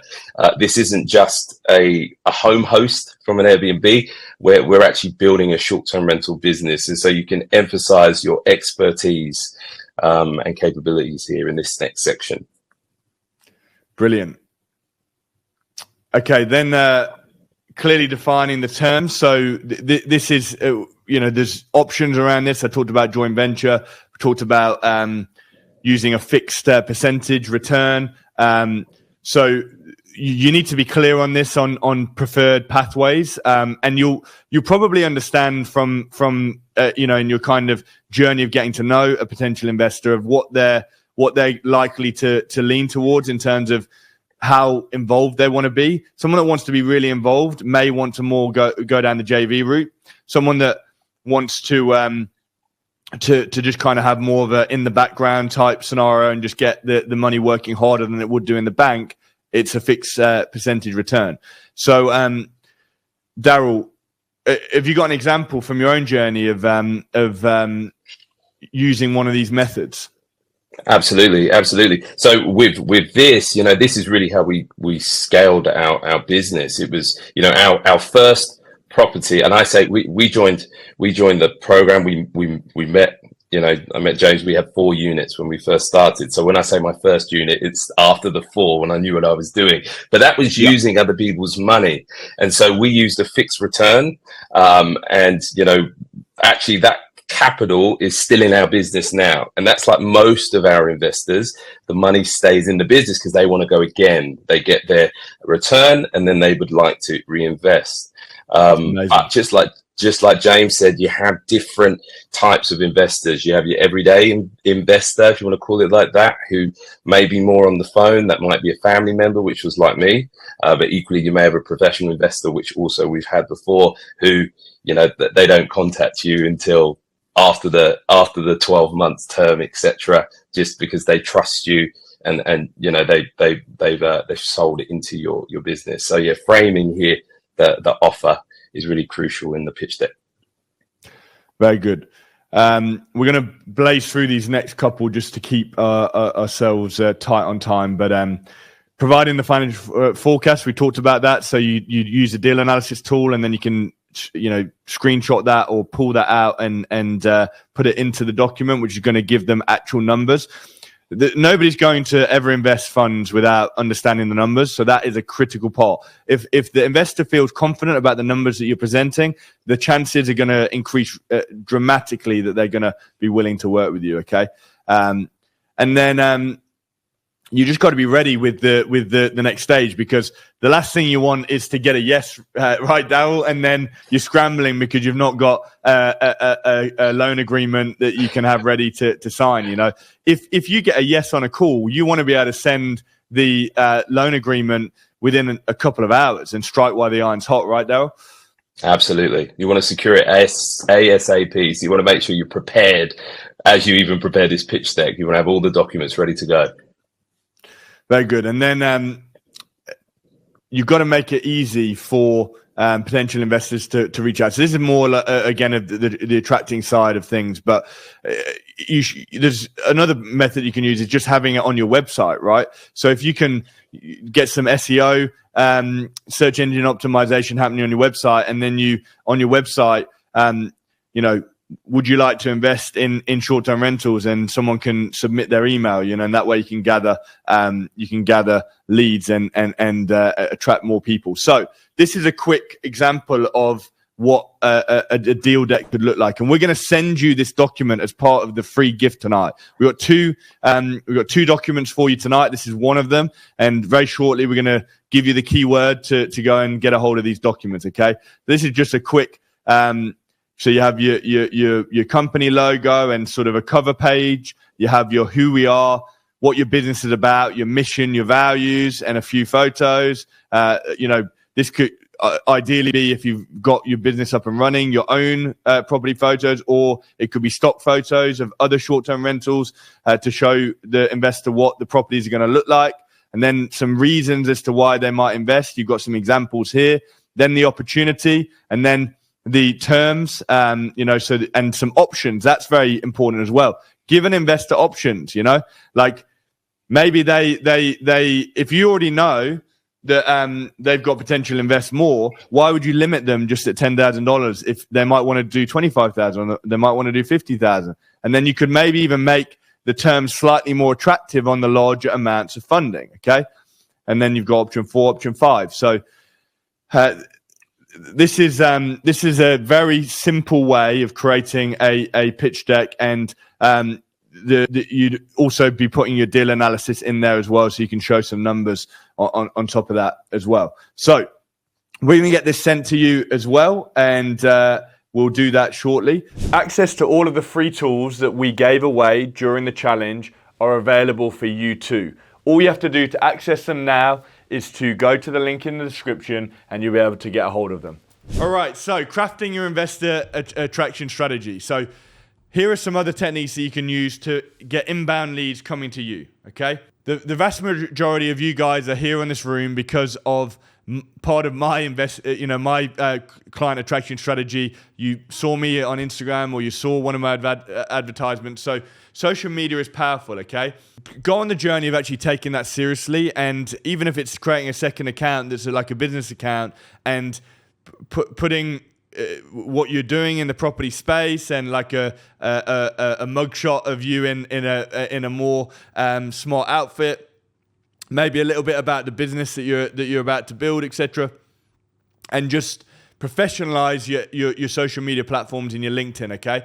And this is going to make a big difference. If you look at my Instagram, you'll see I position who I am and my expertise, and I have the option to obviously get in contact with me to discuss more about the opportunity to work with me. Some of the other things that you can do is join 5 key Facebook groups. We've got a list that we'll send out. So our team, we need to remember that today's a day where we send out the list of Facebook groups, and we're going to focus on the UK and USA with these Facebook groups, because that's the vast majority of who's attending. And then the commitment to attend local meetups. This could be real estate meetups. This could be business meetups. Okay. Set up an investor-focused landing page. Okay. This can be a great way to reach people, and then create a weekly content calendar. Now with artificial intelligence, using tools like ChatGPT, you can do this so easily. 2 days ago, I typed into ChatGPT, create for me a 365-day content plan. And ChatGPT, within 2 minutes, had built me a Excel table with 365 days worth of content ideas. It's a game changer. So these things become much more accessible. Okay? So the creation of content is going to bring you inbound leads, because you're going to be putting what you're doing out there to the world, and I promise you people will pay attention. So the 2 powerful strategies are the content method and the direct approach. Okay, the content method is producing valuable free content in niche relevant groups. Posting valuable content about what you're learning about property and the opportunity, and this is going to start to position you as an expert and naturally attracts interested investors. Okay, the second option is a direct approach. So you connect on social media, then you start organic conversations. It's about building relationships with people through social media. You don't hard sell, you just organically connect with people. Both of these methods work, but you've got to be consistent with them, okay? Choose the one that feels more natural to you, okay? That covers everything in terms of attracting, qualifying, and securing investors. The next funding secret is the silent partner technique. The silent partner technique, or the co-hosting technique, allows you to secure properties with zero money down. This is how it works. Number one, you identify property owners looking for passive income. Number two, you present short-term rental management expertise as the solution to increasing the yields of their property. In most significant towns and cities globally, a short-term rental option is going to produce a better yield for a landlord and investor than a long-term rental. The reason people don't do it is because they think that it's going to be hassle and it's going to be a whole lot of hard work. That's where you come in. You offer your services where you're going to take care of the guests, you're going to take care of the cleaning, you're going to take care of getting bookings into the calendar, and as a reward, you're going to do a revenue share or a profit share where you take 15, 20, 25, 30% of the revenue each month into your own pocket. Now, let's just talk about how powerful this can be. If you use this model and the revenue of a Airbnb is $5,000 a month, which is very, very achievable on the vast majority of properties, and you charge 20%, that's $1,000 a month in residual into your business, and you've not had to put any money down. If you go for a higher end luxury property, we manage some super luxury properties, right? We're talking $20,000 a month in revenue. You're charging 20% as a revenue share. That's $4,000 a month without having to put any money down. Game changer. Imagine how this could help you scale your portfolio. Now look, you don't get the lion's share of the profits. Maybe if you had that same luxury property and you were doing it as a rent to rent, maybe the profit would be 6, 7, 8,000, right? But if capital is limited, it's a great way to scale. So you manage the property and they provide the asset. Very, very powerful. Allows you to start with no capital. You don't have to make long-term lease commitments, and you can potentially, in certain circumstances, even earn higher profit with little risk. So how do you implement it? You've got to go through the process of researching and identifying suitable properties. You've got to do the same thing of preparing a presentation showcasing your short-term rental expertise. We're going to do another demo in a minute, going through a similar document. You've got to highlight the potential increased income for the property owner. Then you've got to propose a flexible profit-sharing model. So this is where you talk about the revenue share, whether it's a 70-30 split, an 80-20 split. And then you've got to offer to cover the operational costs. So you're going to charge a cleaning fee on the platform, and then you're going to use that cleaning fee to pay for the cleaners. You're going to have a security deposit if there's breakages, that will cover the breakages, and you're going to cover the costs of having it on a property management system and a channel manager, which we're going to talk about tomorrow night. And you're going to cover those costs so that you can maximize the bookings for the landlord, and they don't have any of that headache, okay? Then you're going to create a clear, mutually beneficial agreement, so a management or profit share agreement with the landlord. And we're going to dive deeper into how to approach landlords and get them to agree to this silent partner co-hosting technique in day 3. Day 3 is the biggest day, guys. We need everyone back for day 3 because it's going to be massive, okay? It's going to be huge in terms of landing this and building this business. So I'm going to show you a sample silent partner and co-hosting pitch deck document. And again, this is going to be the second part of the free gift. Hanny's asking about the struggles of the business. Hey, I have never once, and even across my social media posts, I talk about the roller coaster ride, the challenges, that this isn't a get-rich-quick scheme. This is a real business with real challenges, which is why my consultancy business exists, to stop you from entering the world of pain that can come with this business, right? We want to allow you to fast-track to outcomes and results without having to make the mistakes. So the truth is that there are challenges like with this business, like with any business, and we will talk a lot about that in the Q&A, especially the mega Q&A, which will be tomorrow night. So let me go through this sales pack. Okay, so you can pitch your about who you are and your business on the first page. If you've got 2 or 3 partners, you can put your expert team in there, and you can basically in this page you're going to talk about the area that the properties that you're going to be acquiring in. So this will obviously be relevant to the landlord's area. And then you are going to put some photos of what the property could look like after you start co-hosting it. So for some like-for-like properties in the area that they're in. And then you're going to talk about the costs for them to get it up to scratch as a short-term rental. You're going to put some approximate costs in there. And then you're going to do a forecasted performance, okay? So then you have a average 50th percentile forecast. You have a 75th percentile performance, and then you have a 95th percentile performance where you're showing them the monthly cash flow that they're going to achieve if they work with you on this opportunity. Now these are just made up numbers. You're going to take these from your own deal analysis sheet and you would put it into the forecast for an investor to see. But essentially you're showing them the hard cold numbers of the kind of returns that they can get from this business. And they're going to look at that and go, well, this is like the cash flow I'm getting from a long-term rental. This is the potential cash flow that I can get from a short-term rental. It's going to likely be a no-brainer for them, okay?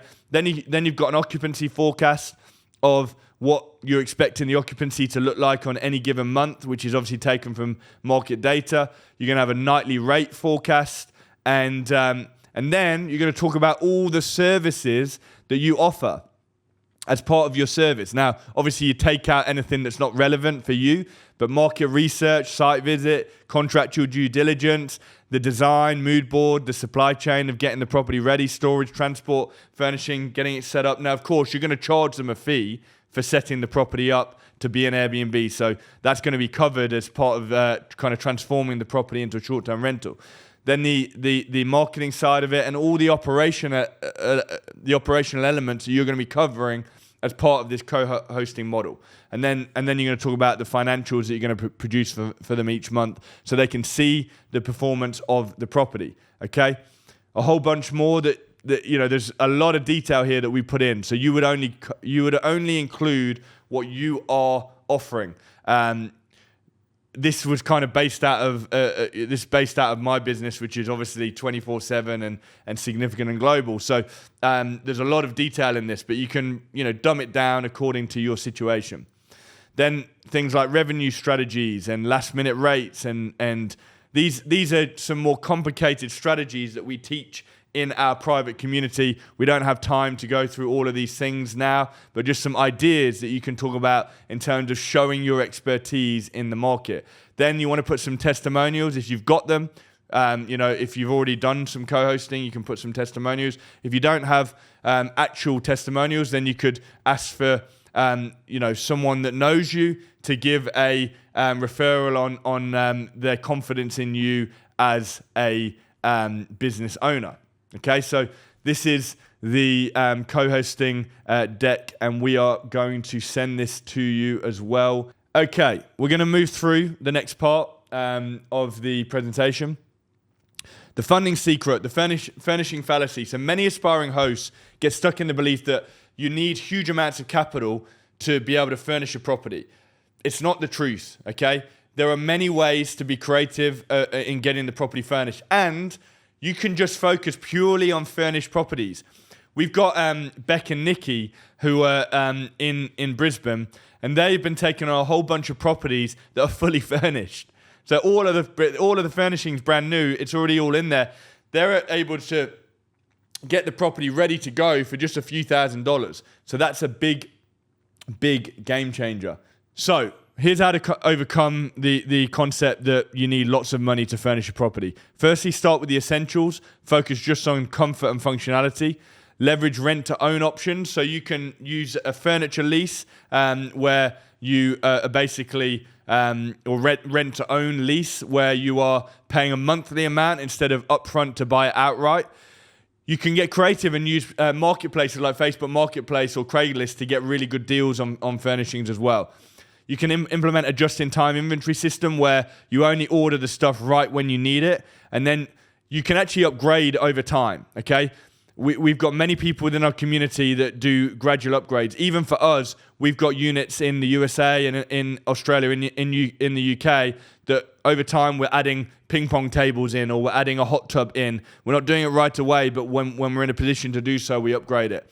And with this approach and being strategic and getting everything lined up, you can furnish a property in 72 hours for drastically reduced costs, okay?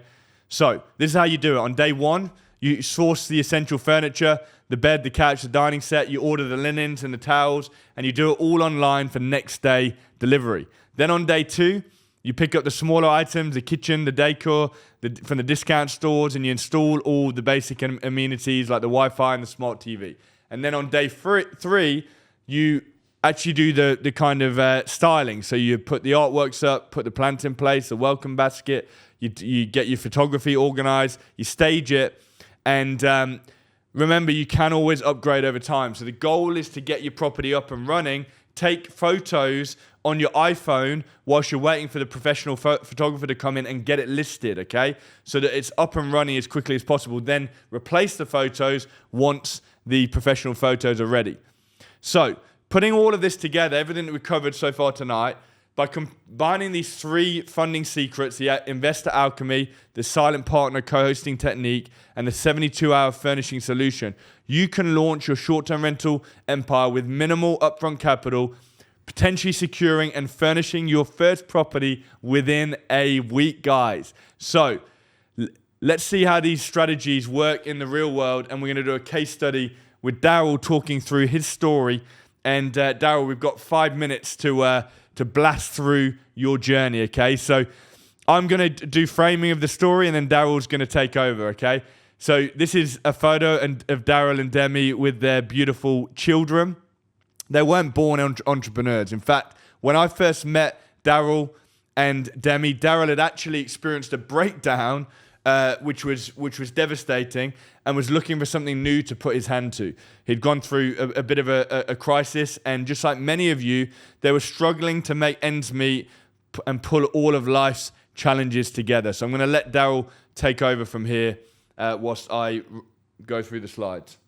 Absolutely. So it was like James said, it was a defining kind of moment for us when we were at rock bottom. Really, we didn't have much at all. And I remember that first conversation with James, and I was so skeptical. I had doubts about this short-term rental business. I had doubts that it could be, a 7-figure business. I had doubts that it could be stable and support us and our 3 kids. Am I able to scale this? Will I get to double-digit properties? Like, what if I make a mistake? What if I fail? And so, I decided to jump and to kind of push and push through the doubts. And I'll be honest with you, like James mentioned, and you saw it in the chat before as well. Do you talk about the real? We talk about the real. There were many ups, but also there were downs on the journey. We had deals that fell through. We had landlords that at the last minute walked away. And so we did feel pretty overwhelmed. And so, at that point, we started to question, like, do we continue to do this? Do we continue to keep pushing? But we decided, look, we're gonna keep pushing. We're gonna keep pushing through. And because we saw success stories, we've seen that other people can do it, so we can do it. And we realized the main issue is that really we're the limiting barrier, right? We're the limiting factor. It was ourselves. And so, so we pushed James, and with the help of James and the team, really saved my life.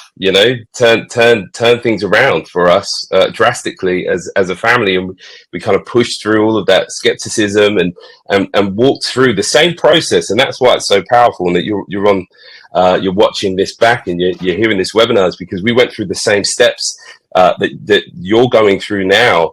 And that's what's helped us to be able to launch, over 30 properties throughout the time of our business. And we're projecting, $1 million a year in revenue, which is just crazy. It's crazy to think, that we could be involved in a business like that, and we're building real wealth. So, and we've been able to kind of take our time back as well, which is just crazy. It really is. Even as I'm sharing it, it feels crazy. Here's just a few of our properties. Love it. Beautiful. I love the uniques, like, this one here in the bottom right. It's that green feeling. It's so inviting, and got the lighting perfect across these photos as well. Well, that one there in particular, James, before you head on, just kind of off one of the strategies that we spoke about earlier. This is a co-host deal. This one here in the bottom right, and this was actually our first ever silent partner, our first ever co-hosting deal. And this is an amazing property. It was with an architect. It has a sauna in the back garden, wood fire oven, amenities, and we secured this through using the same strategies that you're learning. And there's just a few more of our units. Look at that feature wall. That is stunning, Dale. Thank you. In the bottom right there. Okay. So yeah, we realized this thing works. This can work. And so we decided we're going to scale this. We don't want to stop. We don't want to stay small. We think we could really build something substantial. And so we were able to secure and launch, 20 plus units. We're just over 20 units in just 12 months with minimal capital, because we didn't have much capital to start with. Like I explained before. The crazy thing on this, Daryl, as well, is when you came to me, you'd been stuck at 4 properties for about 12 months, 6 to 12 months, right? And all of a sudden it unlocked and you were able to really grow the business. What do you think really shifted there? A big one was the doubt. So the removal of doubt was a big one. So that and possibility, and that was the getting into a bigger world, seeing other entrepreneurs that have done this. They've done it before. They've built this. They've scaled it. So that was a big one. I was the biggest limiter, and then also learning that I don't have to fund all of the deals. I can work with others. I can create partnerships, and we can scale up together. They get a return, and I can build a business that can sustain them and myself. So yeah, I'd say that. Love that. So yeah, we used the same strategy, and that's how we went from 0 properties and 0 in revenue. We pushed over, and like we explained, projecting $1 million. So following this exact same system and process. And so, we've been able to minimize our hours, 20 to 25 hours a week. We've been able to get into a position working with our teams and our virtual assistants and our staff to be able to really work, to not work in our business, but so on our business at a high level. Our mindset has shifted, and we could do more. And we've got plans now, which is exciting, to really push into the boutique apart hotel market. That's kind of the next that excites us. And my wife she's the driver, Joe. Awesome. She's the driver. She's the visionary, in terms of the start. And we already know what it's going to look like, Whose money are you going to use to acquire your boutique apart hotels? I can't share them with you, James, but it will definitely be somebody else who's going to be coming on the journey with us. Love that. Love that. Other people's money, guys. So thanks, Dale. After hearing this story, from being in a place of real brokenness to turning it all around, it's time to get real, guys. I wanted to use this as a little bit of a transition. I want to ask you, every single one of you, we've got hundreds of people tuned in. There's going to be many that watch on the replay as well, hundreds more that watch on the replay. I want to ask you to do something vulnerable and to get outside of your comfort zone, if you're willing, not forcing anyone. But I want to ask you, What is the thing in your life right now that you are most frustrated with? What is holding you back from the life that you desperately desire? Take a moment to think about that, okay? And if you're brave enough in this moment, I would love for you to write what that is in the chat. So just so we can get a little bit of insight into the battles that people are facing and the challenges, because it's real. We've all been in that place. Like when I started, there was a lot of fear. I thought that our circumstances were never going to change. I was worried about my kids' future because I wasn't able to get money set aside. And so, it's important that we get real with ourselves. I'm seeing people here, Krishan saying having to be chained to the desk and the 9 to 5. Now, I want you to shift focus, and I want you to find in your mind that freedom number again. We've just taken a moment to reflect on what our frustration is. Now let's switch focus. Think about that freedom number again. Hold it in your mind. That portfolio target that we reverse engineered, the number of properties you're going to need to hit that freedom number. Let's think about that for a moment. And I want you to think 12 months ahead that you are now living in the reality of that freedom number. Tell me once again what that freedom number is. Make a declaration on what that freedom number is and start to embody what a future could look like if you step into a place where that freedom number is now a reality for you. I want to ask you, what is your 6-month ultimate vision? 180 days from now.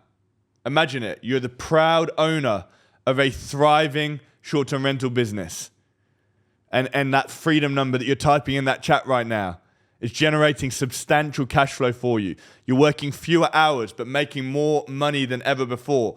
Your freedom to work from anywhere in the world. You can go to anywhere in the world. I know Daryl's traveled to Australia recently. I went to Mauritius.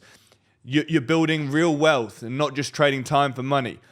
And you're already eyeing your next property acquisition and building your long-term wealth because you've got the cash flow and the availability of funds to make it happen. So the only question is, as you think in that vision, I want you to hold it there. I want you to dream it, okay? What does it enable you to do? What's the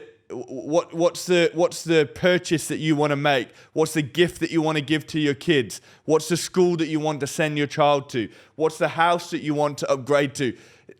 Just think on those things for a moment.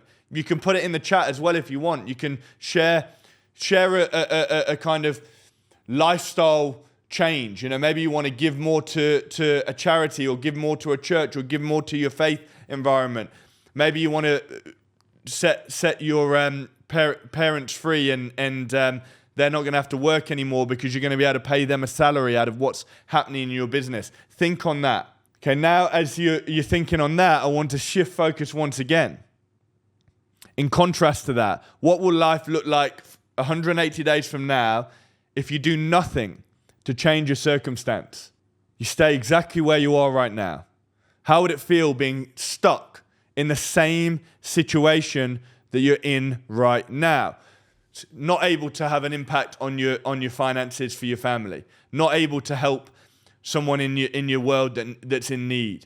Not able to spend enough time with your children or with your loved ones. How would that feel?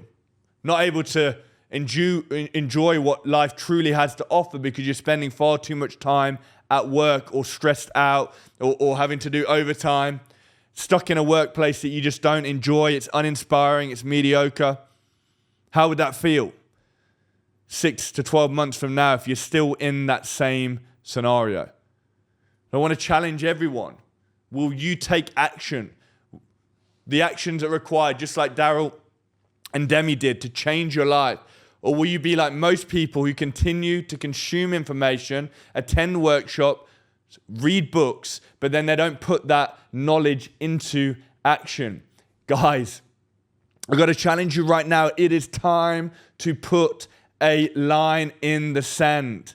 It's time to take control of your life. It's time to become the captain of your destiny once again. You are in control of making this shift and of making this change. It's in your hands, okay? Draw a line in the sand and make a decision right now that you're going to turn a dream into reality, just like so many already have. People like Steven from the USA, who I mentioned, who's launched 29 units in Mexico from the USA.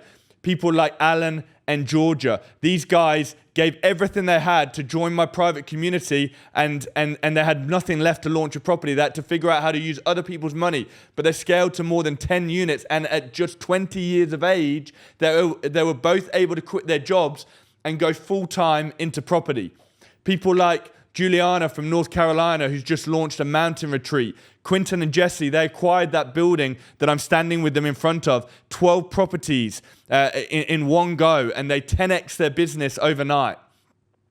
Zaid and Rav, these guys are on track to do over $20 million in one single year. These guys were completely stuck when they met me. And there's so many more examples of people from our community that are getting results and outcomes. All of these are taken directly from our community weekly win channel on Slack, and they're people getting results, sharing their stories, sharing their outcomes, and sharing their results. So I want to offer you a rare opportunity as we approach the final day of our challenge. It's clear that some of you are ready to take this to the next level. And for those that are serious about making your short-term rental dream a reality in a matter of months instead of years, I've got something special to share. And I want to share how you can fast-track changing your situation and charging towards your dream life.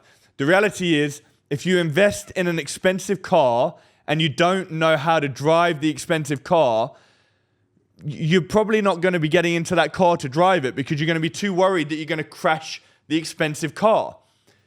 So what are you going to do? You're going to invest first in taking expert lessons from expert people that know exactly how to get the maximum output from that expensive vehicle. You're going to learn it, you're going to master it, and then you're going to get the absolute best experience, the optimal experience.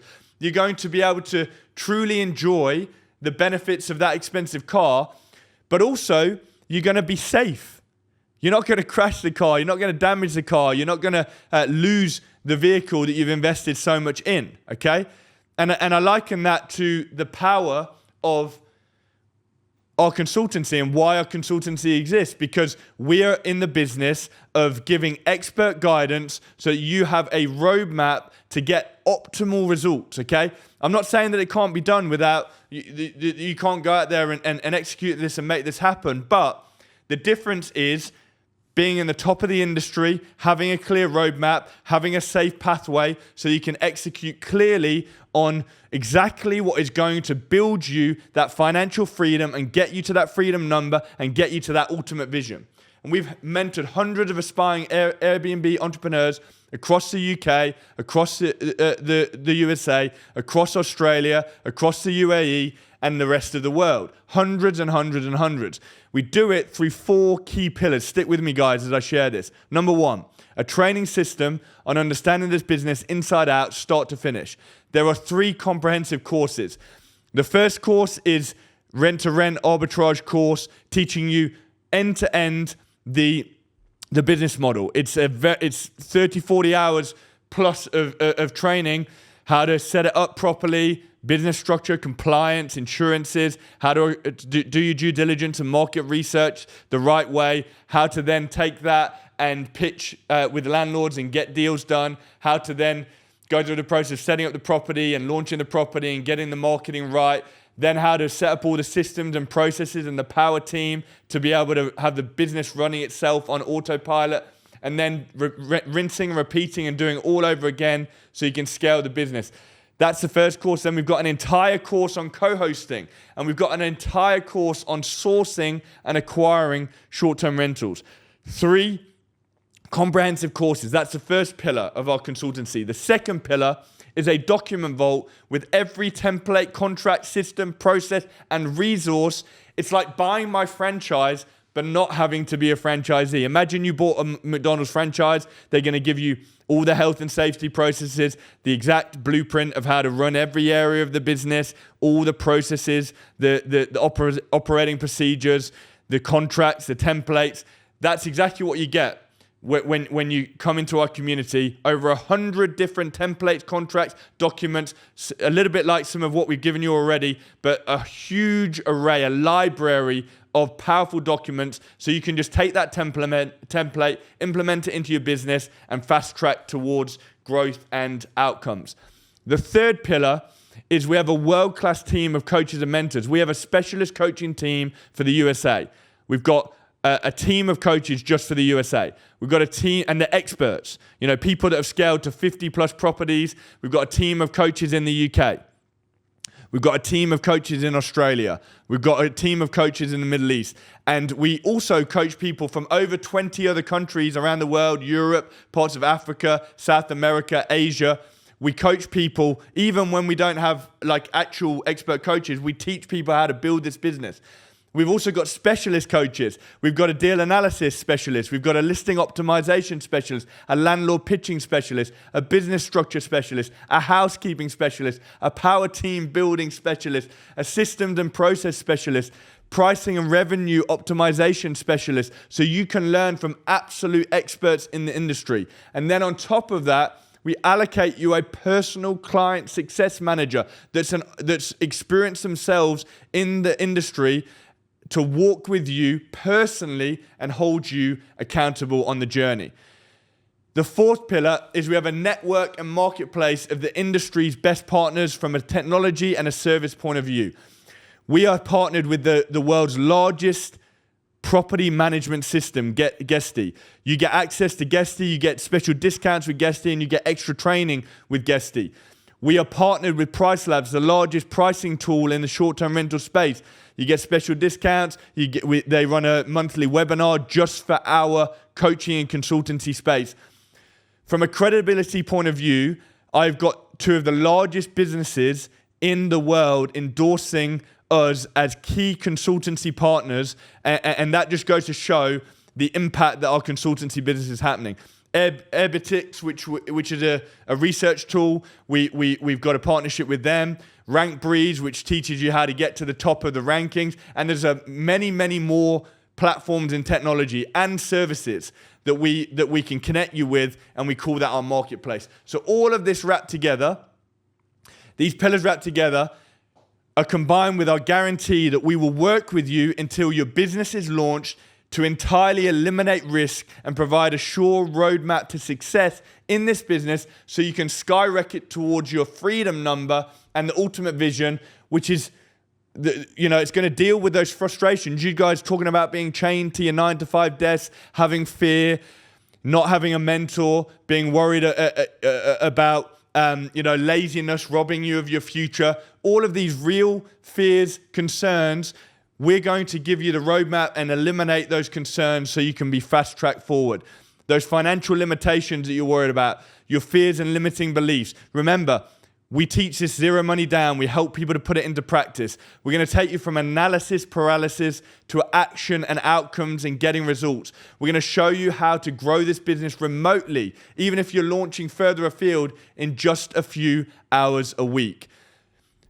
I want to give you a little bit of a picture of what this looks like. If you stood in a complex maze in pitch black darkness and you had a blindfold on, you can't see anything. And this maze is super complex. So many different ways to get lost, right? And you've got headphones on, so you can't hear anything either. So you're totally disorientated. If I was to say to you that at the end of the maze, at the exit, that you've got to find your way through with a blindfold on and not being able to hear anything, there's your freedom number and your ultimate vision waiting for you at the end. Would you be able to find your way? It's very likely that you're going to get lost, stumble over, fall into fear, be worried out of your skin, and ultimately likely give up or fail in the process of trying to find your way to that exit where your freedom number is. But if you had someone to hold your hand and walk you through the process, knowing how to get to that destination, You've got surety that you're going to reach your way through that complexity to the destination. And that is what our consultancy is about. It's about getting from where you are to where you want to be with a clear roadmap and someone to hold your hand through the process. So it's time to be brave and courageous, guys. You're better than you think you are. You are powerful. You've got to embody that power. You've got to set aside fear. You've got to take on a spirit of confidence and step outside of your comfort zone into the opportunity that's now in front of you. So I'm about to drop the link to book a call with our team and highlight our special offer that's just for people that are on the challenge. And if people are watching the recording, this is for you as well. It is so important that you seize this opportunity right now. I don't want you to overthink this. I want you to take action, okay? So for the first 20 people that book a call and have a conversation with our team, you are going to get $2,000 off our coaching and consultancy, which is going to totally transform the accessibility, okay? Book the call, have a conversation. The link's going to be dropped in the chat right now. Now, you're going to get the bonuses of a fast track implementation. I am going to do a call next week with everyone that takes action. We don't normally do this for people coming into our community. We have huge volume of people joining our consultancy, and I don't offer this. But for everyone that joins, we're going to give a bonus that I'm going to be on a call with you. Daryl's going to be on a call with you, and we're going to give you a 3 to 5 step process to rapidly hit the ground running with this business. So I'm going to talk you through how to fast track yourself from a zero standstill start to executing this business as fast as humanly possible. So myself, I'm going to guide you through that process once you join our consultancy as a bonus, a personal call with me next week. The second bonus is you're going to get our co-hosting academy, that extra course that I mentioned earlier. And you're going to get our sourcing academy. And so these 2 extra courses are going to be super valuable in the process. So the link is in the chat right now so that you can click that link and you can start to go through the process of booking that call. So many of you have said yeses, you all the way through this. You want to make this business happen. Maybe you don't know how you're going to make it happen, but remember, we teach the principles of zero funding, right? When it comes to launching properties. So even if you think that resource is limited, it's time to get creative. It's time to have a conversation with one of our consultants and talk through how you can make this work. Have a chat with our expert team who are going to be able to look at your situation, look at your circumstances, look at your challenges, look at what's going on in your life. All of you are real. You've got personal circumstances. We're going to help you identify where you've got stuck in life. Then we're going to help you decide on your goals and a plan of action to achieve those goals. It's a powerful conversation. It's not a traditional sales call. It starts with a chat. As a place in our program, it's not guaranteed because this is a two-way situation, right? We've got to make sure you're a fit for us and you've got to make sure we're a fit for you. So we just have a chat. We talk it through, we make a plan with you, and we work out whether it's a two-way fit. So I want you to click that link right now. I want you to start going through the process of filling out the questions and finding your time. Spaces with our team are limited, so get ready to book because they're going to go fast. We've got hundreds of people that are booking. There's going to be hundreds on the replay that are also going to be looking to book these slots as well. So we've got to take action now, guys. We've got to find that slot that works for us. Now, I want you to be careful because the truth is that the spots are limited. So I don't want you to pick a time that can't work for you. When you get to the moment where you're selecting your time slot, please think through, can you 100% commit to that time slot? Because our team, their time is valuable, and also your time's valuable, right? And we don't want our consultants sat there waiting for you because you weren't able to commit, okay? We're action takers. We're powerful. We commit. We stick to our word. So find a time that you know that you can make work. And this is going to be the most valuable, productive decision that you can make today because this is the start of you stepping down the road to transforming your life, your family's life, moving towards that financial freedom number and building that ultimate vision for your life. So fill out the form as you go through that process, pick that time that works for you, and ultimately you've got 2 choices now, guys, okay? You can do nothing, and you can not take this first step to book a call and discuss how your life could change, the trajectory of your of the launch pad of your life be totally impacted. Or you can take the second option, click the link and book a call with my team and have a chat to see how deep the rabbit hole can go.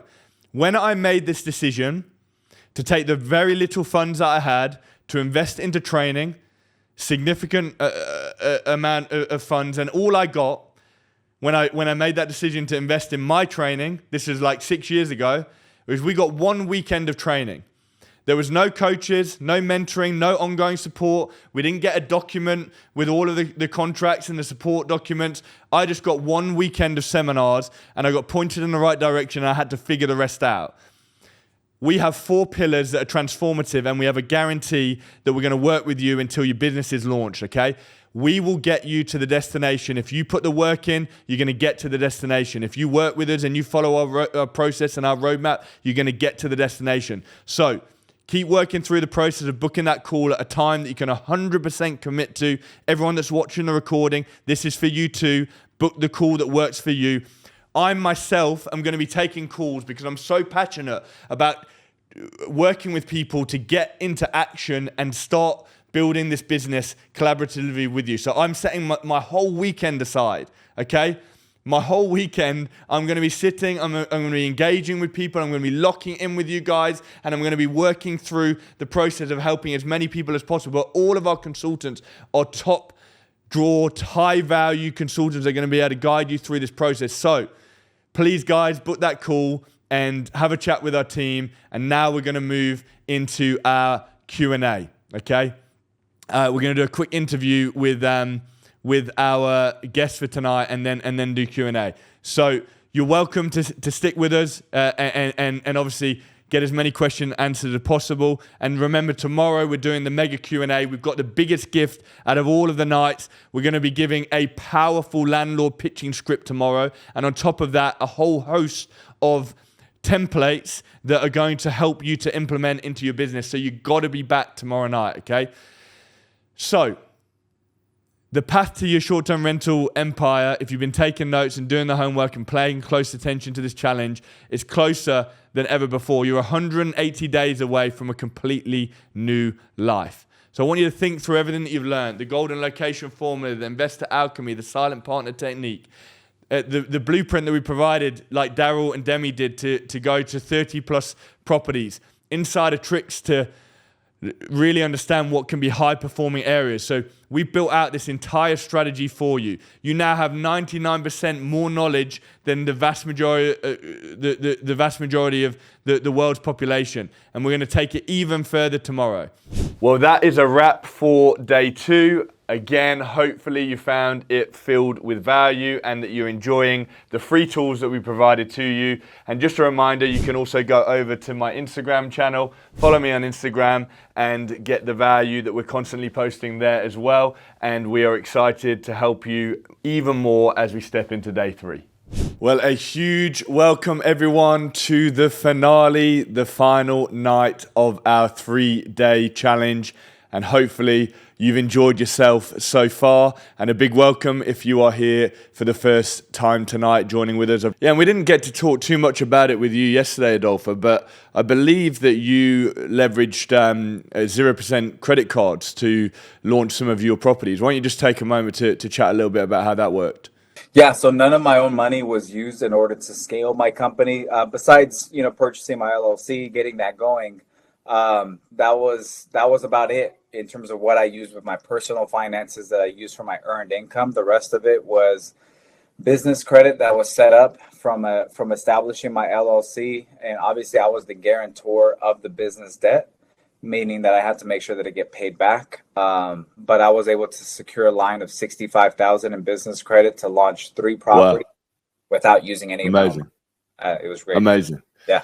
And it just proves the point of everything that we talked about yesterday of leveraging other people's money, no matter what the format, whether it's the bank's money, whether it's an angel investor, whether it's some kind of furniture financing, whether it's the co-hosting model where you're essentially leaning on a landlord and being able to create a residual from that. We've got people telling us where they're from, a whole bunch of people all across the states, Charlotte, New Jersey, Arizona. You guys are awesome. Darnesha from Memphis. We've got Bernadette from Italy. That's from Milan, Italy. That's cool. Sam from Dubai. Antioch. Pretty cool. Mexico in the house. I'll be mentioning Steven's story, who's scaled to 28 units, 24 of which he launched with none of his own money. You got Houston, Texas in the house. Whilst we're giving shout outs on where people are from, why don't you just take a moment to tell us on the chat what your takeaway was from yesterday? What was most helpful? What was there anything that kind of unlocked in your thinking, your mindset? Anything that you're like, yes, I want to put that into practice? It would be great to hear what really stood out to you. And in just like 1 to 2 minutes, we'll kick off the presentation. But let's hear your highlights from yesterday. Let's hear it. We've got Thabs from South Africa, Ivory Coast in the house. That's pretty cool. Porto, Portugal, Florida, Hawaii. Yeah, I was in Florida in 2018, Orlando and Miami. Had a great trip. Yep.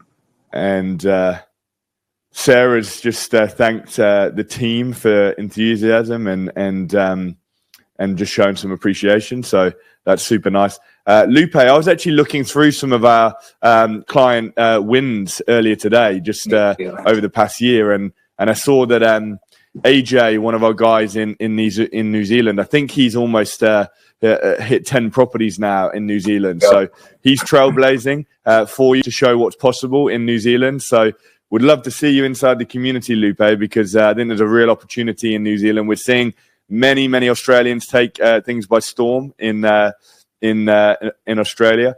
But for all of my USA people, which is the dominant force that's come out for these 3 days of the challenge, it's your time, guys, to take it state by state and build a phenomenal business. It's going to change your life, change your family's life. So we're cheering you on all the way. Okay. This is the big one, guys. Okay. This is where the business starts. You cannot have a cash flowing Airbnb business without getting an agent or a landlord to get a deal over the line for you.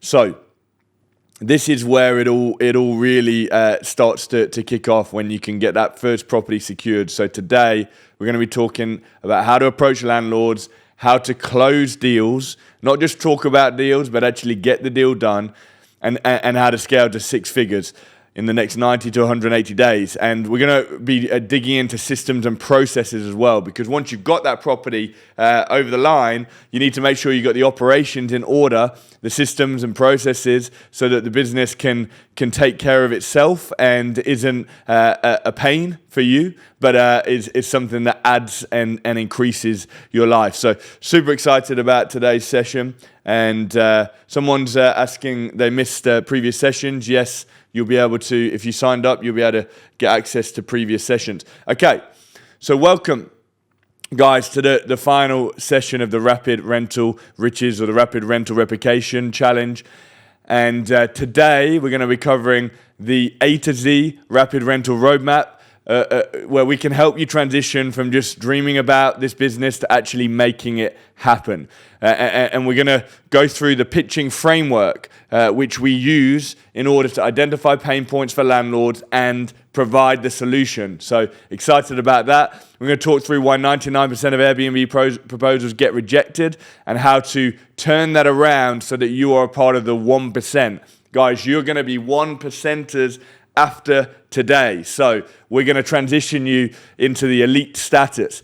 How to clone your first success, rinse, repeat, do it all over again, so that you can scale your portfolio and it can start to have a real impact. Because one property is okay as a side hustle, but we want to take it to the next level, where this becomes a business that can really have a significant impact on your life. Advanced automation strategies to run your business in just 5 to 10 hours a week, and then a 90-day action plan to have clear vision on how you're going to go out there, secure your first property, and build the business. By the end of today, you are going to have a clear, actionable plan on how to get your first yes. On top of that, at the end of today's session, for those that stick with us all the way through, there will be a mega gift at the end. We're going to be giving a suite of documents away. And I'm not going to unveil everything, but one of those documents is a full guide on pitching landlords, including a script on how to pitch landlords. So very excited for that gift, and we've got a whole load of systems and process gifts in that package as well. So your 2-day transformation and what it's looked like so far. Let's take some time to appreciate just how far you have come. Day 1, you learned how to identify the perfect short-term rental locations and build a pipeline of high potential properties that are going to cash flow, that are going to work their magic, that are going to be high occupancy, high ADR, and have a great margin. Day 2, you gain the skills on how to analyze deals like a pro and secure funding with little to no money down, leveraging other people's money so money's not the object and you can push your business forward. And today we're going to complete your transformation and turn your short-term rental empire building machine on. It starts tonight. So securing the properties is a bridge between finding a great deal and owning that deal, okay?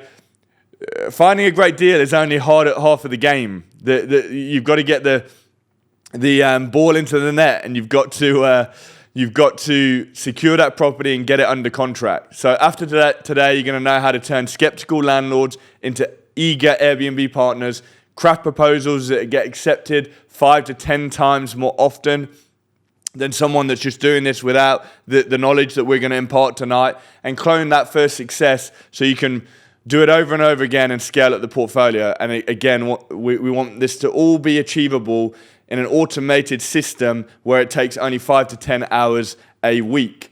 So, the number one most common question: what should I say to agents and what should I say to landlords? And we're going to cover both landlords and agents today in terms of how you handle both parties so that you can make allies and you can make partners of both agents and landlords to build your portfolio and your success. So I get this question all the time. It's the one thing that keeps most aspiring short-term rental hosts up at night going, how am I going to get a landlord to agree to what I'm proposing? And when people are learning about this model for the first time, that you could rent and sublet a property that you don't even own from a landlord and turn it into a cash flow machine, most people think to themselves, a landlord would never agree to that. Well, I beg to differ, because I've had over 500 properties where landlords have agreed to doing this, and amongst our community, thousands of landlords have agreed to work with our clients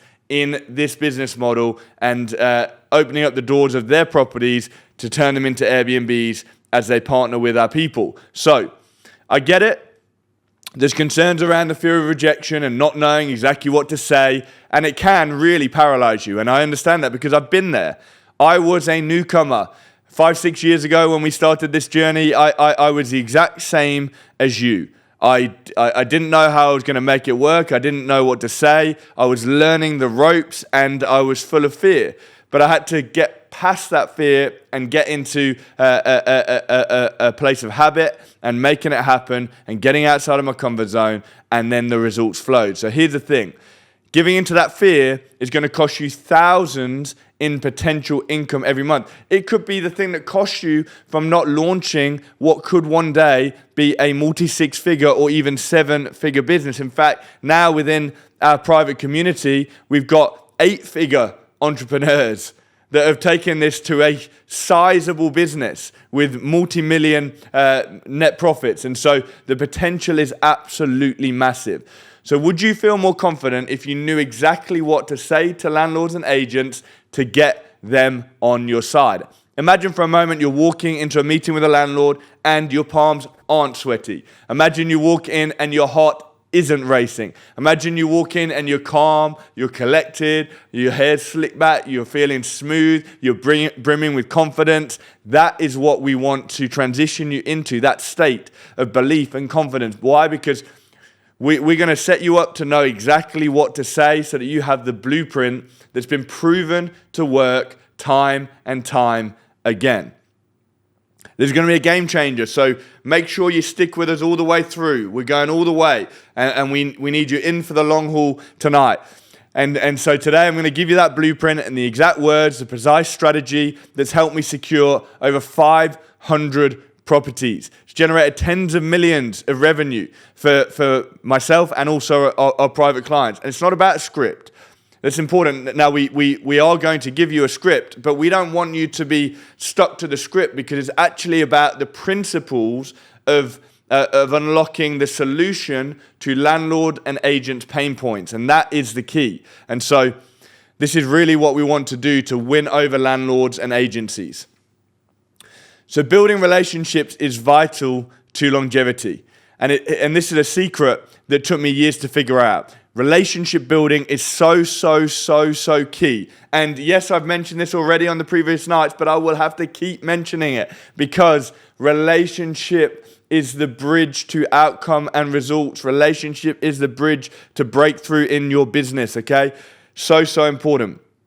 The game isn't just about securing one property, it's about building long-term partnerships that can fuel your short-term rental empire for years to come. So, we want you to position yourself to show genuine interest in the goals of agents and landlords. It's about them.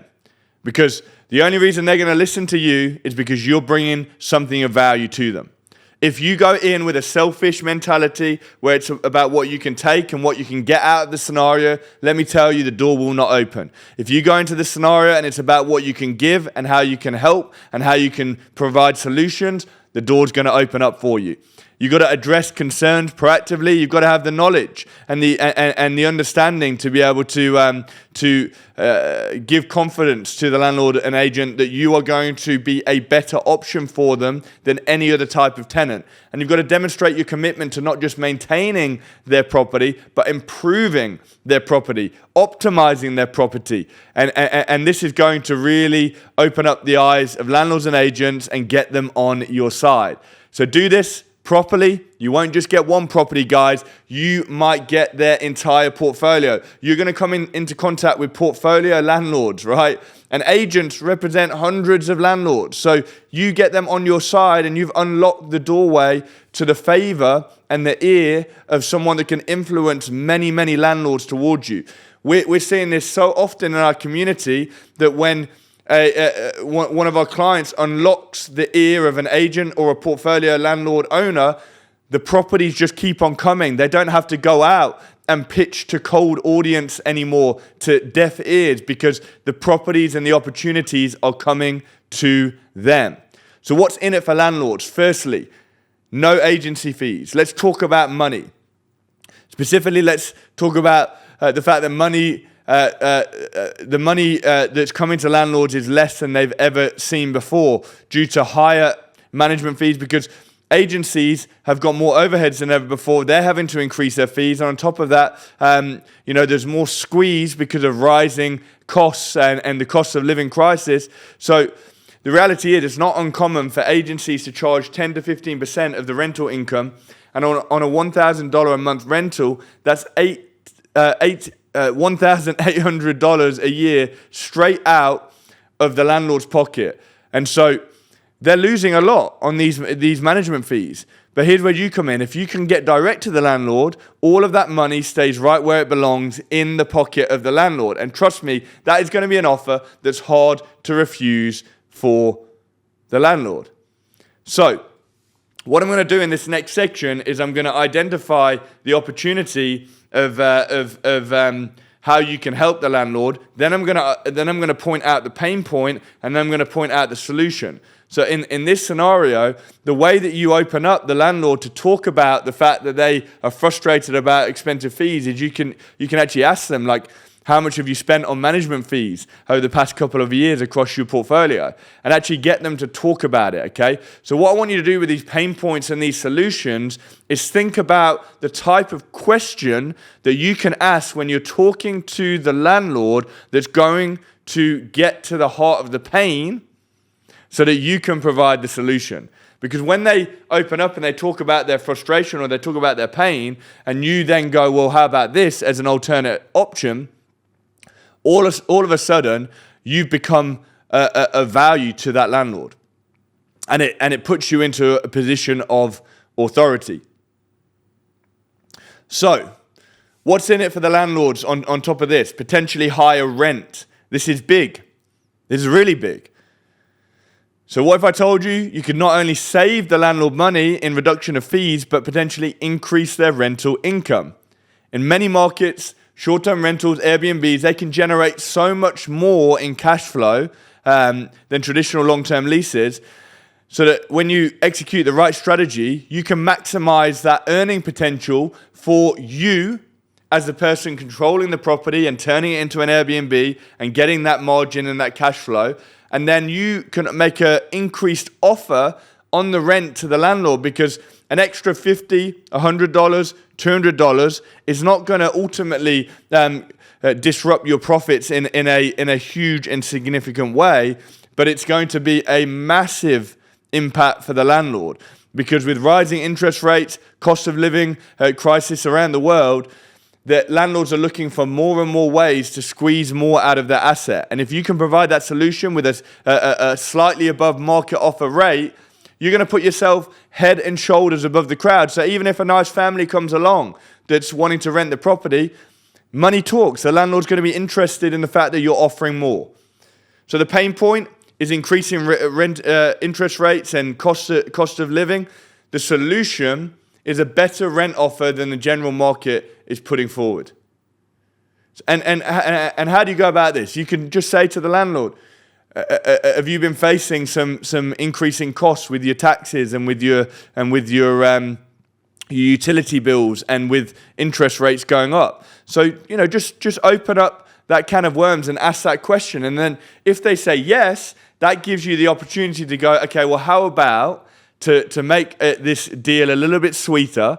How about I offer you an extra $100 a month to just take care of the fact that you've had a little bit of an increase on your utility costs and on your interest rates? You're going to be singing music to the ears of that landlord. What's in it for the landlord? Long-term security. Okay, this is a big one. With the Airbnb, arbitrage, and rent-to-rent model, you want to aim to secure a 3 to 5 year lease with the landlord. This gives you maximum return on capital employed.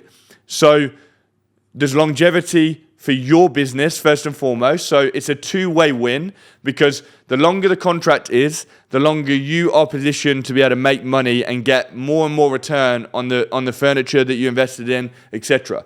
Now, the benefit for the landlord is they have long-term security. And they have far less reletting fees. When a tenant moves out, they have to pay a kind of advertisement fee and all of those elements, and they have the stress and the hassle and having to organize it all with the agent, and that hassle of having to constantly find new tenants. That's a big problem. So if you're going to be in there for 3 to 5 years, it is simple, it is easy, it is low stress. This is going to win landlords over. So the pain point is the uncertainty and instability of tenants giving notice. The solution is one tenant for a 3 to 5 year period and zero relet or tenant finding fees. Now, how do you position this? You just ask a simple question to the landlord. How many times have you had transitions in your tenants over the last 3 to 5 years? Have you had 2 tenants, 3 tenants, 4 tenants, 5 tenants, and just try and dig up the pain of the fact that they're having to, have changeovers. Now, every now and then you might get someone that's had, a single tenant for a very long time, but that might not happen next time, right? So you can project that possibility of pain into the future and go, well, what if you don't get that long-term tenant this time, and you do have someone that moves out and then another person that moves out, and there's transition and there's turbulence and there's instability. So dig into that pain point, then provide the solution. What's in it for the landlord? 0 voids and significantly more yield.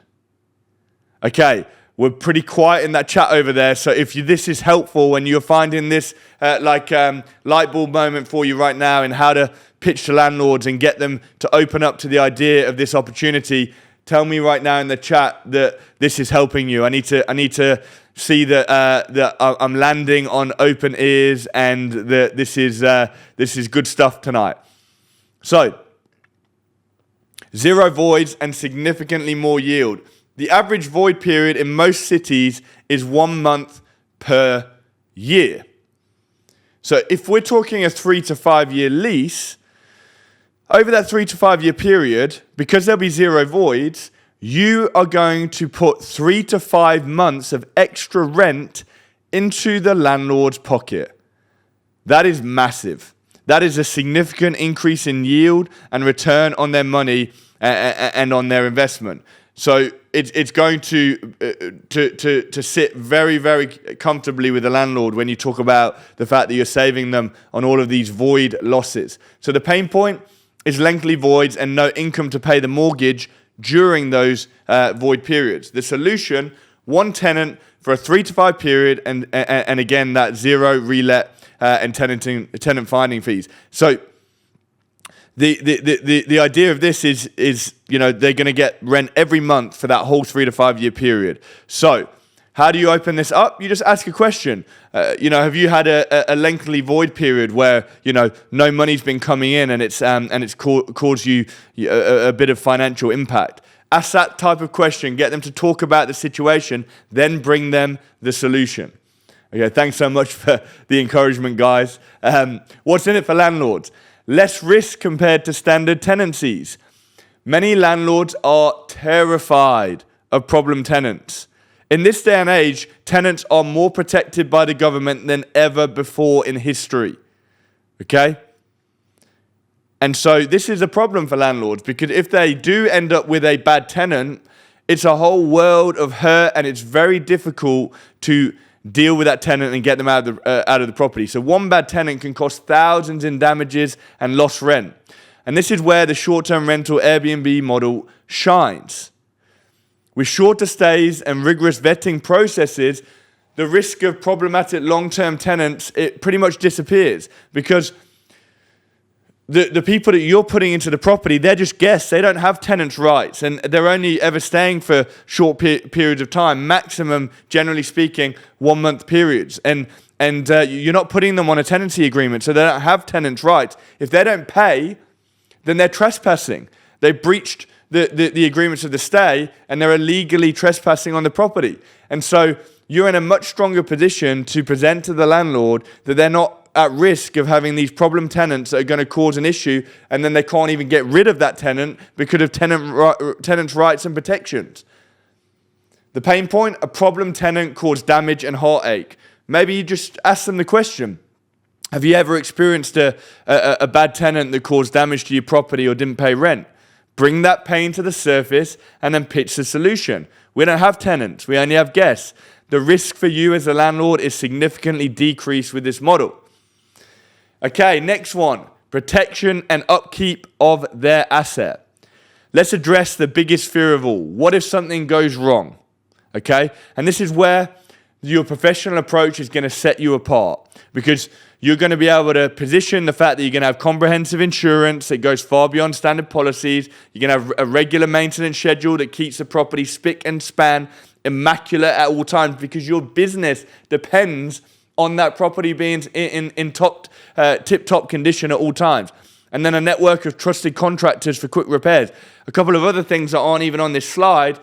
You're going to have a ring cam or some kind of camera on the front door, so you know who's coming in and out of the property. You're going to have a noise alarm in the property. We're going to talk about this later in systems and processes, but you're going to take the ID, you're going to get them to sign terms and conditions so that they've got a contract that's legally binding. This is the guest. And you're going to get that guest to put down a security deposit so that you can claim against damages. And all of these elements are going to keep that property safe and sound. You're not just renting their property, but you're protecting their investment like it's your own, because you are running your own business in that property. So it essentially becomes like you own that property and you're giving it that same treatment. The pain point, a tired and worn out property after a tenant didn't take care of it. You can ask that question, have you had a tenant that left the property in disrepair? And even well-meaning families can cause significant damage to properties, because the kids can put marks all over the wall, and they can scrape the floors, or maybe the kitchen surface tops are getting damaged or whatever. So what's the solution? Multiple weekly cleans with with how you run the Airbnb business, monthly deep cleans, and constant maintenance, upkeep. That's going to sound very attractive to the landlord. Okay, what's in it for agents now? So I've given you all of the framework, all of the pain points, and all of the solutions for landlords. Now, if you do it correctly with landlords and you identify all of those pain points and all of those solutions, and then when you make your offer to them, you put all of those advantages in writing with your formal offer, I promise you, the chances of getting that deal done go from very slim to all of a sudden the landlord's very, very interested in what you have to offer. Okay, so now let's talk about agents, because agents can be an absolute game changer. I have there's one agent anyway that's brought me over 50 properties. One single agent brought me over 50 properties. We recently, as we're expanding in Australia and in the USA, we have identified connections with agents that are already bringing us multiple properties where we don't even have to chase anything down. The properties are coming to us. So our portfolios are growing on autopilot. An agent's worst nightmare is weeks of open homes. So what you want to do is you want to become the agent's best friend. You want to be like a business partner with the agent. You want to grow with the agent. And so this is going to be very, very helpful in terms of creating agent partnerships. So an agent's worst nightmare, as I was saying, is weeks of open homes on a property that just won't rent. So you can solve this issue for them by being the go-to person that will take viable properties straight off their hands. So you basically make an agreement with them. This is the criteria of the properties that I'm looking for. Bring me this type of property that's within this type of rent range, and I'm going to take that property off your hands. You're not even going to have to put it on the market. So what's the pain point? Painful, repetitive open homes and countless applications to process. They don't want to be doing all that paperwork of having to check through all of the applications and submit the best one to the landlord. What's the solution? They bring the property to you off market and you save them all of that trouble. You can be a game changer for that agent. You can be a true partner. You can be someone that makes their job so much easier. They can make more money with less work. Okay, let's have a look what's happening in the chats over here. Most landlords want passive income. What about if the landlord says, if you're going to make money off my property, why can't I just rent it on Airbnb myself? Okay, Angelo, I have done this over 500 times, and I've coached, close to 1,000 private clients and thousands of people in this business model overall, and we have never once had this happen. Because as that person, I think below said, most landlords want passive income. They're not thinking about it. They just want their costs covered, and it's about capital appreciation for them. Now, if in some kind of rare circumstance the landlord did take an interest in doing it themselves, easy. They're not going to want the hassle. They might want the outcome of a slightly higher yield and cash flow. So you just offer to co-host it for them. They get the benefit of an increased yield, and you get the benefit of taking a revenue share without having to furnish the property and pay for all of those costs. And so it's a win-win situation. So no matter which way that scenario goes, you can end up being the winner.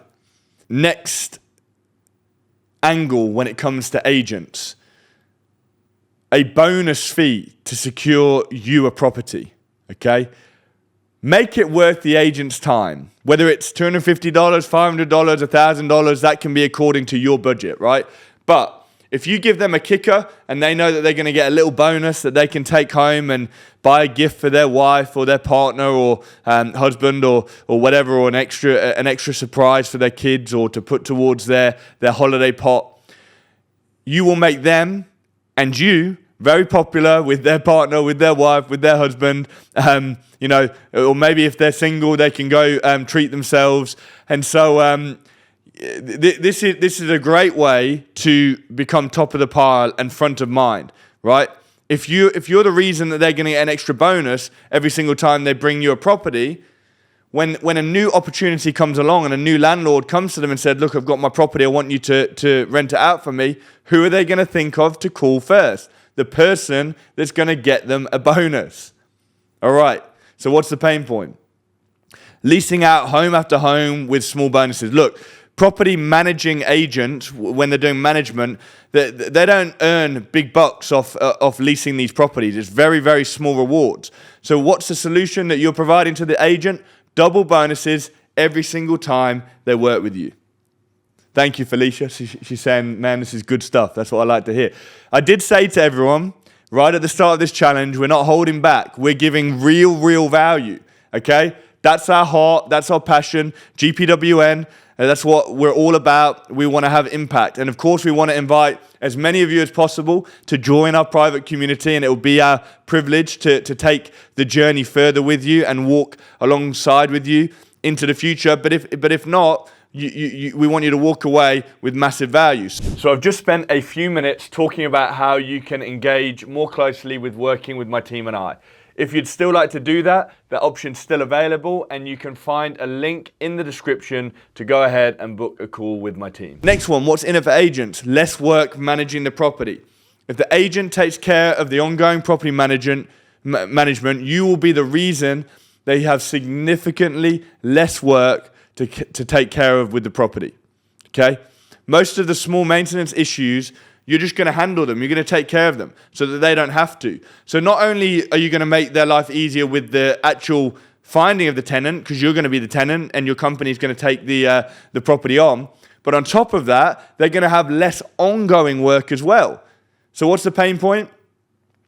Hundreds of homes to manage with painful tenants calling them up, making petty requests about this door handle and a broken toilet seat and, you know, all of these frustrating little things, and they have to put maintenance orders through, and then they have to arrange an electrician or a plumber to come out, and it's all headache, right?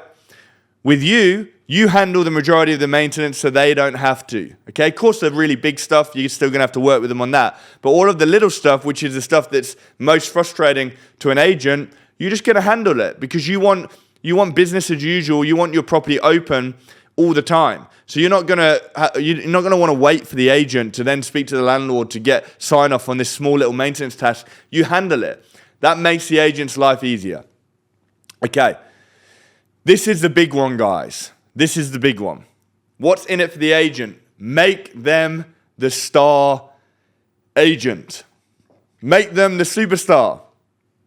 If you can help these agents rapidly lease out rental properties, they will become a superstar to the landlords, first and foremost, and they're going to get more business, because what's that landlord going to say to his landlord friends that also own properties when they're about to rent out the property? They're going to say to that landlord friend, hey, I've got this amazing agent who works with this company, and they're going to take your property on, and you're not even going to have it sat on the market for ages, and the property will get looked after immaculately, and it's an amazing situation. You need to speak to this agent. So they're going to get all this referral business, and the business is going to be coming their way. What does that mean? They're going to become the superstar with their boss within the agency. They're going to be leasing properties faster than anyone else in the business. So what are you doing?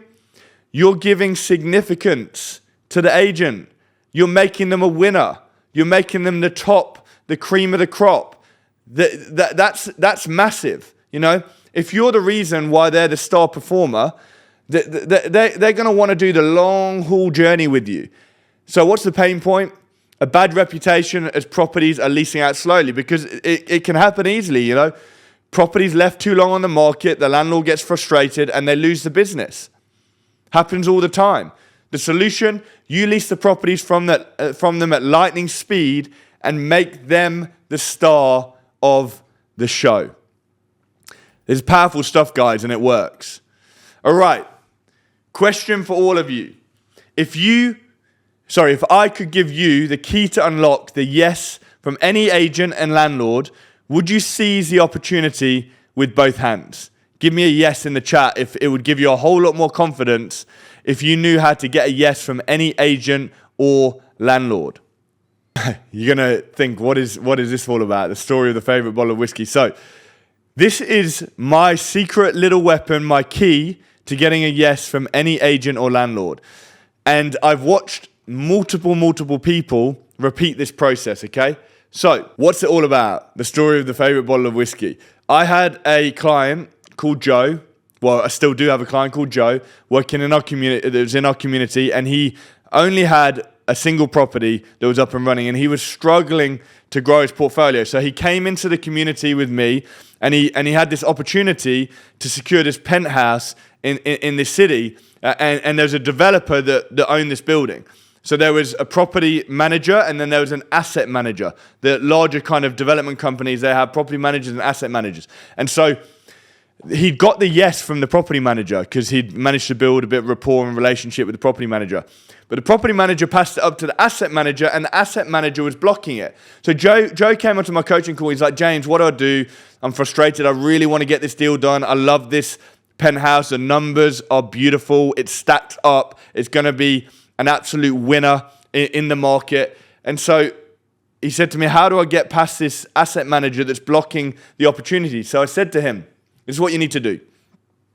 You're going to call the head office of the development company. You're going to speak to the receptionist, and you're going to ask the receptionist what the favorite, alcoholic beverage or drink is for this asset manager. Okay, say you've been working with this asset manager on an opportunity, and you just wanted to say thank you and give him a gift. So he did what I said. He called up, and the receptionist told him, he loves this special bottle of whiskey. So I said to Joe, you want to go out, get that bottle of whiskey, get a card, write a personalized message to the asset manager, go to the office, drop the bottle of whiskey off, drop the card off. He does exactly what I say. The next day, he gets a call from the asset manager who says to him, Joe, what a beautiful little gesture. I can't believe that you did that. I've never experienced anyone out of the blue being so generous and thinking of something so unique. And it's actually my favorite bottle of whiskey as well. So I really appreciate it. And let's get together for a coffee later this week. He'd cracked the opportunity open with that act of generosity. He went and met with the asset manager later that week. They did a deal on the property, and he went on to take on a whole host of other properties through this asset manager and through this development company. Joe now has over 70 properties in his portfolio. I'm telling you guys, these techniques are powerful. When you think outside the box, when you get creative, you can unlock doors that were slammed shut, okay? And this is why what we do is so powerful and so effective, because we find the way round the problem and we find the heart of the solution so that the deal can get done. Crafting your expert image. I want to talk about now kind of the other side of positioning yourself. So how you can give yourself stature, how you can appear as ahead of your time. You know, most of you are going to be new in. You got to remember with this, every person was new. Every person started with 0 properties. Every person had to figure out a way to do a deal with no experience. So it's about how you hold yourself, how you position yourself, and ultimately, it's all relationship. Just like I keep banging on about, it's all relationship. So the landlord or the agent are going to do a deal with you, not because you have years and years of experience. I mean, that can give a bonus, but ultimately, they have to like you, okay? So in this business, perception is everything. When you walk into that meeting with the landlord, you're not just evaluating the proposal that you're putting in front of them. They're evaluating you. Okay, they're reading you, and you've got about 7 seconds to make that first impression count. So you need to think about your social media, guys, because if you want to build this business, people are going to look you up. And they're going to see what you've been up to. And if your social media looks really unprofessional and you've been out drinking at the weekend and it's plastered all over your Instagram, or, you know, it's just a bunch of baby photos or something like that, nothing wrong with that stuff. But, you know, if you're going out there and you're pitching, you're going to get researched. This is how the world is now. People are going to look you up. So you got to think about what story the profile and the pictures are painting. Are they painting a picture of a professional, someone that's a business builder, or Well, we don't want to go there in terms of what else it could look like. The point is, your online presence nowadays matters so much more than you realize. So do a self-search and have a look for yourself what your image looks like. What did you find? Is it what you want your potential partners to see? If not, it's time to take control of that online presence, because if you don't, someone else is going to discover that maybe you're not the person that you're making yourself out to be. So you've got to look the part to play the part. The next part of how you're perceived comes down to your appearance, guys. Okay, I hate to say it, but I'm not saying you need to go out and buy a $5,000 suit, but you do need to remember that you're asking someone to trust you with an asset worth hundreds of thousands. I would always make sure that my beard is tidied up before I go and do meetings with landlords and agents. I'd always make sure that I'm well dressed, successful, and it will have an impact. This is a photo 6 years ago of Steph and I, and we went to a networking event, and we started out, it was actually when we got our training. So we paid for mentoring and training. And so we went there for a weekend, and we started out as we intended to go on. So we dressed for the occasion, and and we stood out, and it gave us confidence. We made connections that helped us out in the future. And I've got another really interesting story. About 2 years ago, I had someone on a call with me that wanted to join my coaching. And he said, I'm here today and I want to join your coaching because I was at a networking event this week and an agent got up and they were holding a brochure and a business card, and they were there to talk to the crowd about how to pitch agents to secure rent-to-rents and to secure Airbnb arbitrage properties. So they were basically teaching this networking event how to pitch agents because they owned an agency themselves. And they were holding our brochure and our business card that we'd given to them like several years earlier. And when we'd gone and met this lady at this agency, we had also given a gift, okay, with this brochure and this business card, and we'd dressed up and we looked professional, and we went and pitched all of the things that I talked about today. But we left such an impression on this agent that she went to an event and she literally used our brochure and our business card and was like, if you want to get deals done with landlords, this is what the sort of stuff that you need to do. Bring a gift, bring a brochure, bring a professional business card. So all of this stuff's super simple, but it's going to massively put you on the front foot. So be more than just a name. And this is what separates the amateurs from the pros. A brand toolkit. It's easier than ever before. You can use, AI these days to build all this stuff for you. You can go onto Fiverr and pay someone just $50, and they'll build a landing page for you, a business card, a brochure. So let me ask you this. If you were handing over the keys to your property, would you rather give it to someone with a hastily scribbled phone number, or someone with a professional brand identity? They've got the business card, they've got the brochure. You're going to put yourself head and shoulders above other people that are pitching and putting applications in for properties. Have a professional email. The devil is in the details, guys. This might seem small, but if you're using like your Hotmail email from years ago, get a domain name and a professional email. Have your signature, have your logo down the bottom, because all of these things show that you are a professional outfit, and the devil is in the detail. You got to learn the lingo, guys. Speak their language. A lot of aspiring operators trip up on this. Most landlords are not short-term rental experts. They don't need to be dazzled with industry jargon. They just need to understand simply how you're going to make them more money. So learn how to translate, with all the things that I talked about earlier, your short-term rental expertise into language that resonates with the landlord. You've got to know the market. Before you meet with a landlord, become an expert on the local market. Know exactly how many properties in the area are vacant at that very point in time. Know exactly what the void period is in that given area. So you can share with them stats that are going to help make you look like an expert, but also drive the narrative that you know what you're talking about and they need to do a deal with you. When you can speak authoritatively about the specific market, you're going to build trust and confidence with that landlord or agent. You've got to be committed, because you're going to get rejected, guys. You're going to have no's. Deals are going to fall through. But here's the secret. The only real failure is giving up. Failure is just a setback setting you up for your comeback. A little bit cliche, a little bit cheesy, but it's true. Every failure is a step closer to success. Every no gets you one step closer to the yes. Every setback is teaching you a lesson and gaining you experience. You scatter seeds, eventually one of those seeds is going to grow. In this game, it's not always the most talented who wins. It's those who refuse to quit. Very important, guys. Okay, believe in yourself. Smile.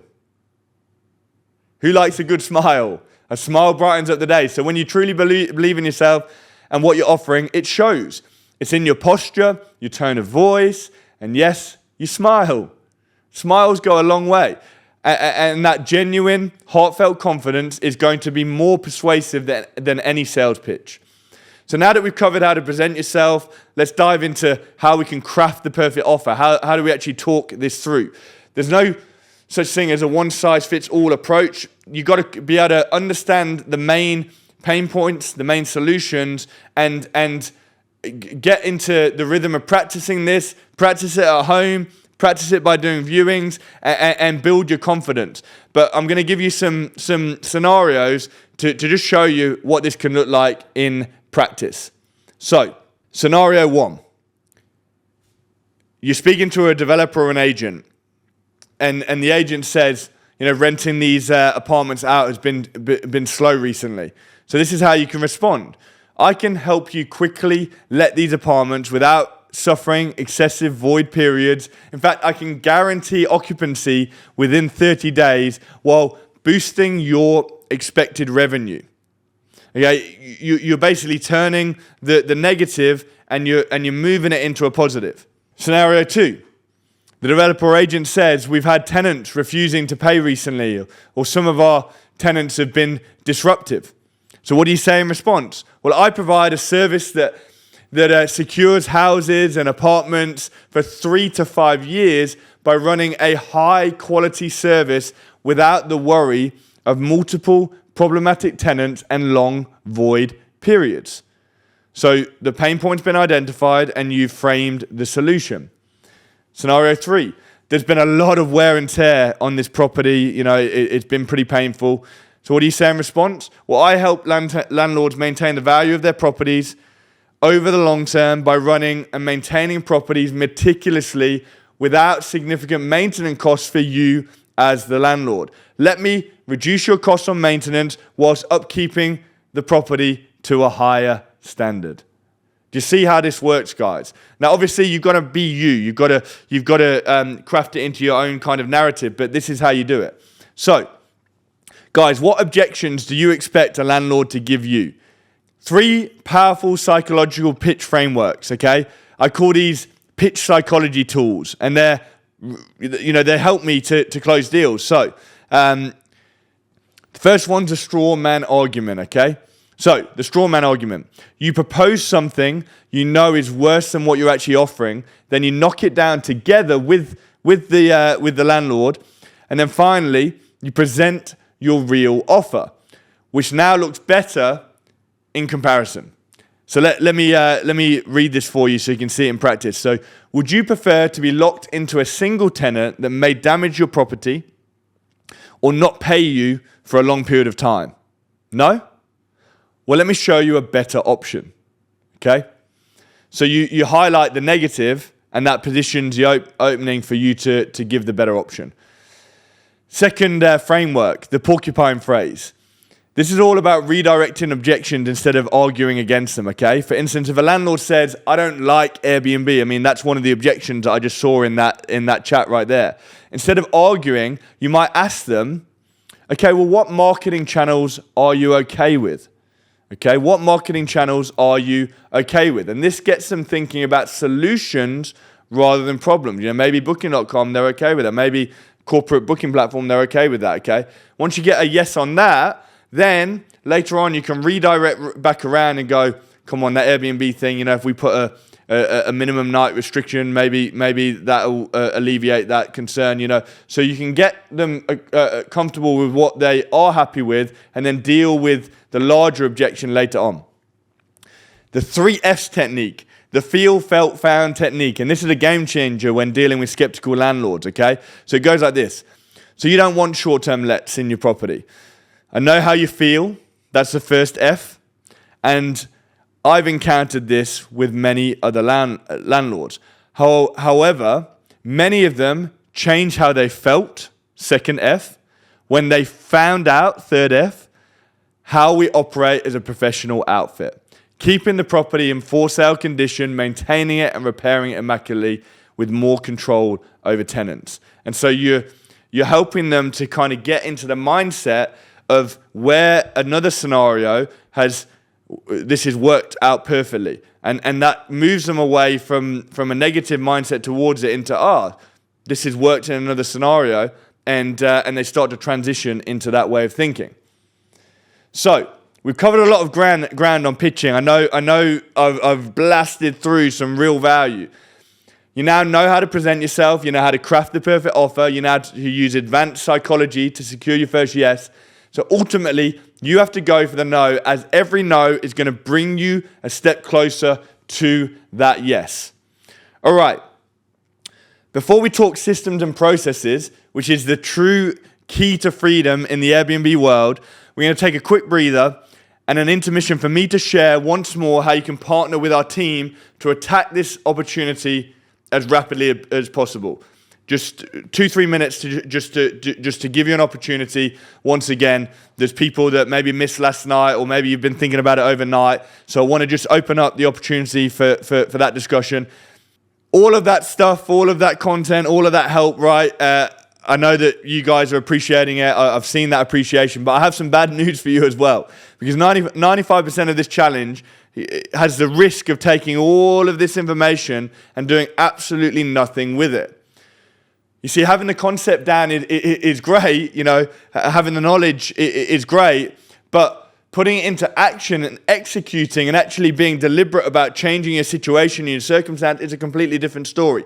So let me tell you, from my experience, starting your first short-term rental business alone can be simple in concept and in theory, but the process can be hectic, to say the least. So we've given you all of this guidance, but even in my journey, I made so many mistakes because I did training for a weekend, but I didn't have any coach guiding me. It was much more like a compass that pointed me in the right direction. What we do with our consultancy and our training is we are like a GPS navigation system towards success. We are going to tell you when to turn left, when to go right, when to go straight, when to do a U-turn. And what I accomplished in 5 years, I could have done in half the time if I'd have had our consultancy guiding me through this. I've seen countless people quit after making just one of these mistakes. And normally when you hear a casualty of the Airbnb model, it's because they chose to do it on their own. So you understand how crucial this opportunity is, but are you 100% positive that you want to walk the journey alone and on your own? And like this isn't going to be an opportunity that lasts forever, because the short-term rental boom is now and you want to be on the forefront of this boom. It's still early, but you've got to get on the front of the wave.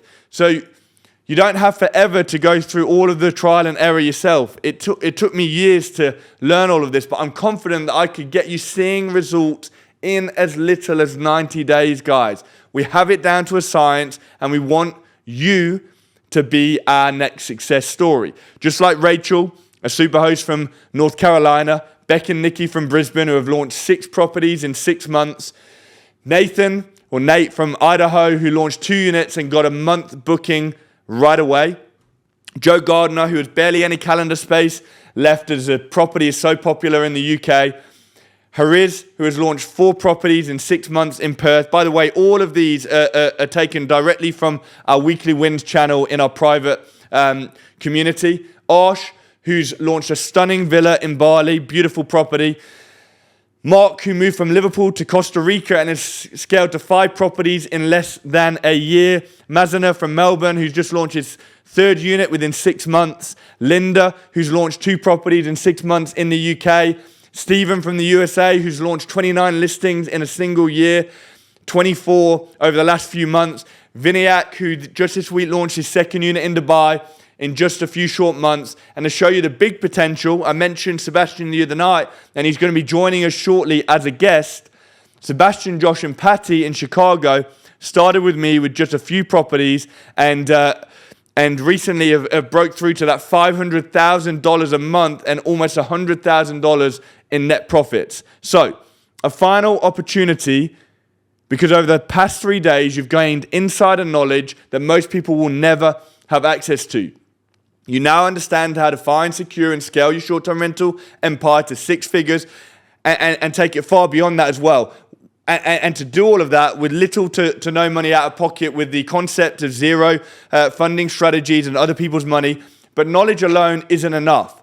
The real money is made through implementation, which comes with proper accountability, mentoring, and coaching. It is the overcomers and action takers who will win. Those who overcome fear and choose to step into the unknown. And so, one last time, I want you to hold that freedom number in your mind. That freedom number that we've talked about on the first night and on the second night, and type it in the chat one more time. What is that freedom number that you are aiming for? I want you to think about that. I want you to think about what it means for you, for your family, for your loved ones. Type that freedom number in the chat right now. Hold it in front of you. Think on that number. Visualize that number. It's a real case of manifesting that future that can be out there in front of you. And I want you to hold that ultimate vision in your mind as well. The vision of retiring your parents. Maybe that's what you're dreaming of. I can see all of those freedom numbers coming in. The ultimate vision might be to take your kids to Disneyland or some other beautiful part of the world that you've always dreamed of going to. Maybe it's a dream to be able to take a day off work whenever you feel like it. Or maybe you want to just help more people than ever before. Financially help them, charitable impact. Maybe it's about leaving a real legacy for your loved ones. That's your ultimate vision. Maybe you want to build a dream house. You've always dreamed of creating something that's from your mind and your creativity. Or maybe the ultimate vision for you is to have true and significant impact on the world around you. What is your ultimate vision? Think about that ultimate vision. Think about where you want to get to. Think about the things that you want to accomplish on the other side of this opportunity. And then one last time, I want all of you to consider the frustration if nothing changes. If you don't take action, you continue to live month to month. There's no margin to create memories for you or for your partner or for your family. Your income doesn't change. Your control over your life remains in someone else's hands. You can't truly present a lifelong legacy for your children. And your ability to impact lives is restrained. What if nothing changes, guys? What if you don't step into the unknown? What if a year from now, you're exactly where you are right now, or even in a worse scenario than you are right now? Now channel that energy, channel the feeling of, I don't want that for my life. And take a sure step towards your ultimate vision by linking arms with those that have already walked the path. We've gone there already. Our coaches have gone there already. Our private clients who have reached success have gone there already. Join with our army. Join with our family. And so, once again, $2,000 off. The link's going in the chat right now. And if you want to book a team with our call, channel that frustration of considering, what if nothing changes? Use that energy to move you into action right now. Click that link. Go through the process of booking that call. You're going to get the bonus of being able to have a session with me next week, with Darryl next week, where we are going to give you 3 fire action steps to rapidly push you into getting the business up and running. Once you join the community, you're going to get the entire co-hosting academy as a bonus course, the entire Airbnb sourcing course as academy as a bonus. And so from yesterday and all of the bookings that we had come in, we had a huge number of people book yesterday, but it left us in a situation where Friday and Saturday was very booked up. So what we've done is all of our consultants have opened up their calendar to make more room for people to be able to book. So if you tried to book yesterday and you couldn't find a suitable time, get on that link right now. Our consultants have opened up more slots to make time for more people. On top of that, I'm away from home right now on a business trip. And so I personally opened up my entire weekend, me personally, to be on calls with people to help as many people on board with us as possible. Now, if you've already got a call booked, please don't try and mess with that book call because it's going to lead to double bookings. So stick with the consultant that you're already booked in with. But if you haven't booked a call yet, then get onto that link, book that call. Let's have a conversation about how we can take you from where you are and move you into your future and assure your success. So please make sure you take time to pick a time that you can 100% attend, okay? I really implore you on this, that we wouldn't waste each other's time, but we'd find a time that we can commit to. I want to be making sure when I'm sitting there this weekend, taking time out to guide you, look at your circumstance, look at where you are, how we can move you into your future, that I'm available for as many people as possible, because someone not showing up just takes a slot that someone else could have had. So please make sure you pick a slot that you can 100% attend. This is for everyone that's watching on the recording as well. So be going through and clicking that link and applying. So we appreciate you. We know so many of you are ready to make this happen. So get on that link, move your way through making that booking, and we're excited to have a conversation with you and talk through your situation and circumstance, okay? Well, we're going to bring this home now, okay? Right on time. So I'm excited to close us out. Cloning, systemizing, and scaling your business. This is really key, guys, okay? This is where the rubber meets the road, because this is how you get true freedom, because there's no point in trading a job for another job. We don't want anyone doing that, okay? I've met with hosts recently that have joined our community where they'd launched Airbnbs, and there's one guy that I spoke to recently, and he was doing the cleaning of the property himself. This is madness. He couldn't even go away on holiday, or if he did go away on holiday, he had to block the Airbnb for weeks because he was the cleaner. Madness. You don't need to put yourself in that kind of crazy situation. You just build the systems, you build the process, you build the power team, okay? So now that you've learned how to get your first yes, let's talk about the real secret to building a six-figure short-term rental empire. It's not about working harder, it's about working smarter. And that's where systems come in to play. Okay, so let's talk this through, guys. This is going to be big. Why systems are so crucial for short-term rental success. Without systems, you'll be working 24/7, guys, constantly putting out fires. But with the right systems in place, you can run an empire of 50+ properties in just 5 to 10 hours a week. Sound impossible to you? Well, let me show you how this can be done. So here are the key principles of systems and automation. There are 4 key principles I live by when it comes to systemizing. Okay? I'm going to go through these in just a second. Remember, stick with us all the way to the end. We've got those free gifts coming up, okay? Free gifts coming your way very, very shortly. So, you got to document everything. If it's not written down, it doesn't exist. Document everything. If you put it into a recorded process, then you can train someone else.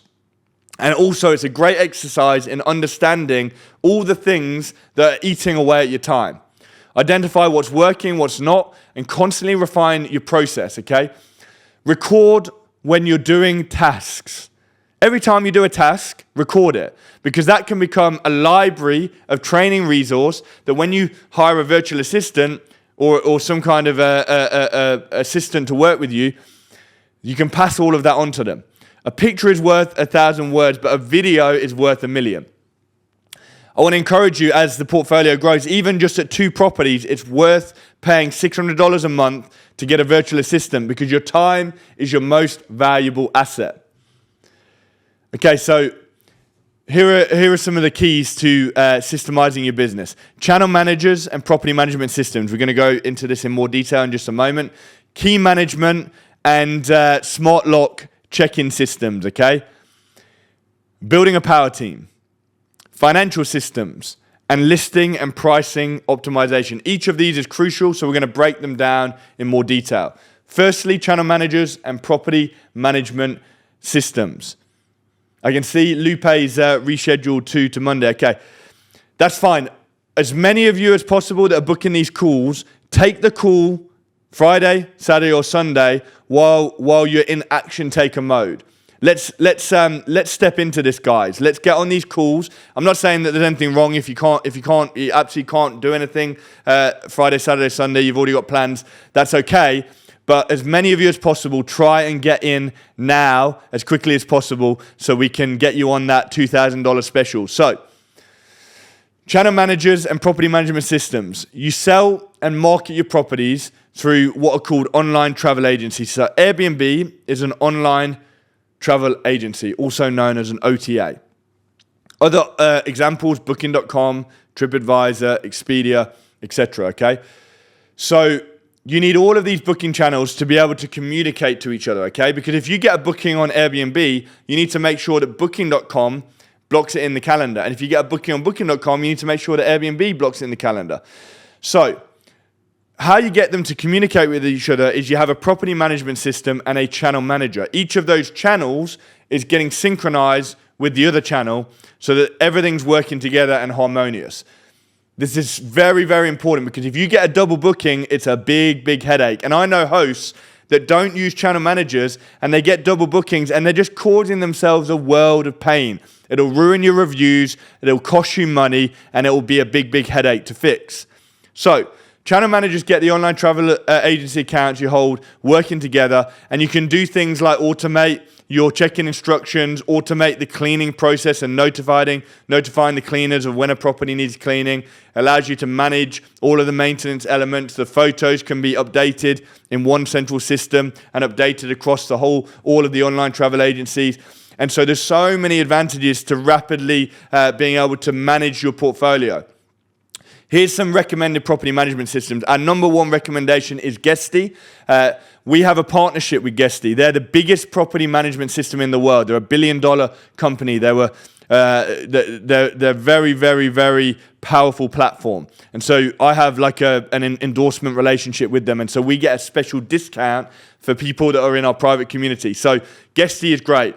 A couple of other options are Uplisting and Hostaway, okay? If you want to know some property management systems to point you in the right direction. Next up is key management and check-in systems. Gone are the days of meeting every guest in person. You don't need to do that, guys. In fact, it's erroneous to think that you're going to get a better review if you meet them face-to-face because most people don't want interaction with someone when they arrive at a property. They're tired. They just want to get inside. They want to rest and relax, okay? So automating the system by having a smart lock means you can send them a code from your property management system and they can put that code in and get in automatically. It's a game changer. It's a win-win. Some examples of dependable keyless entry systems: Igloo, Clevio, Eufy, Esviz. Okay, there's some examples of locks that you can look up. Next up is building a power team. Your power team is your secret weapon, okay? At a minimum, your power team needs to consist of reliable housekeepers or cleaners, and this can make or break your business because cleanliness is everything. What is most important to you when you check into an Airbnb? That it is super, super clean.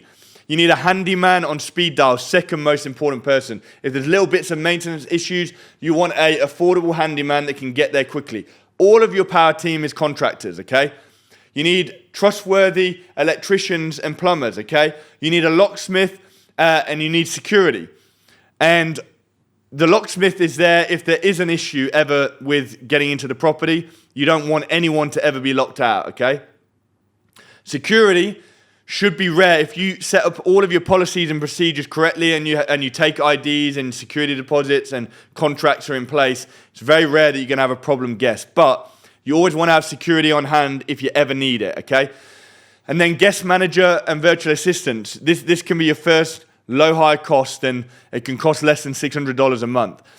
Your team is an extension of your brand, and they're a partnership, right? As your business grows, their business grows. So you're gonna speak to them in such a way that, come on board with me and I'm gonna help your business grow.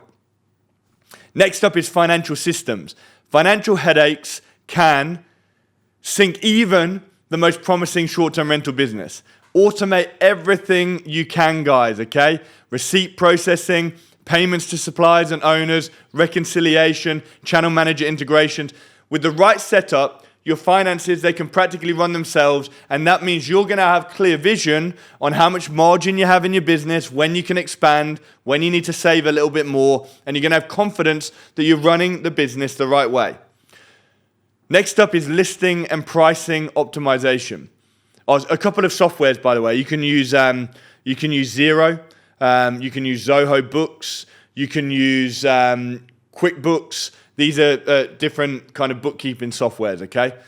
And once you hire a VA can take care of all of the admin and also some of your bookkeeping as well. This is where the real money is made with listing and pricing optimization. It's the thing that most people that try and do it on their own underestimate more than anything else. You want to use tools like Price Labs to optimize your pricing strategy. This keeps your listings fresh and appealing. It will keep it updated. You can use RankBreeze to optimize where you're sitting on the rankings, and it will tell you what you need to change with your listing in order to optimize it to get to page 1 of the rankings. That's RankBreeze, RankBreeze. So, here's a pricing tool that we recommend. The thing about a pricing tool is it will allow you to optimize if there's a big concert in the area, if there's a big event, if there's a sporting get together, if there's the first month of university, whatever it might be that's boosting the demand. Maybe it's just high season in a really touristy area. Price Labs will boost the pricing so you get maximum profit. And if it's dead and if it's really quiet, it will lower the pricing so you can maximize your occupancy and your profits. Again, we have a partnership with Price Labs, and so highly recommend Price Labs. We work with them closely, and for our private community, Price Labs do a once a month private webinar just for our private community. We're the only consultancy business, coaching business for Airbnb in the world that gets private consultancy from Price Labs. And then beyond pricing is another option, but we're much more versed with Price Labs. Next up is automation tools and strategies. So my secret weapon with this is Zapier. We use Zapier for everything. This tool, it saved me hundreds of hours and thousands of dollars, thousands of pounds. It connects different apps and automates repetitive tasks. The possibilities with this are endless, okay? So you can do things like automatically download bookings into a spreadsheet. You can send personalized welcome notes to new leads. You connect your sales software to your project management tool. You can schedule strategy calls with potential investors directly into your calendar. And all of these elements all happen automatically, okay? These small little automations add up to massive savings, okay? They can increase your productivity, increase your revenue. Zapier is a game-changing tool. So by creating all of these robust systems, you can scale your short-term rental empire exponentially without working yourself to the bone. So here's a few other key areas that we focus on, okay? Lead generation for investors and new properties, website and SEO optimization, building a co-sourcing network, and pipeline and lead data collection. So this is creating systems for business growth, okay? We've talked about the operational systems. This is creating systems for growing and moving your business forward. And each of these plays a crucial role in your growth strategy. So let's break them down. We're almost there, guys.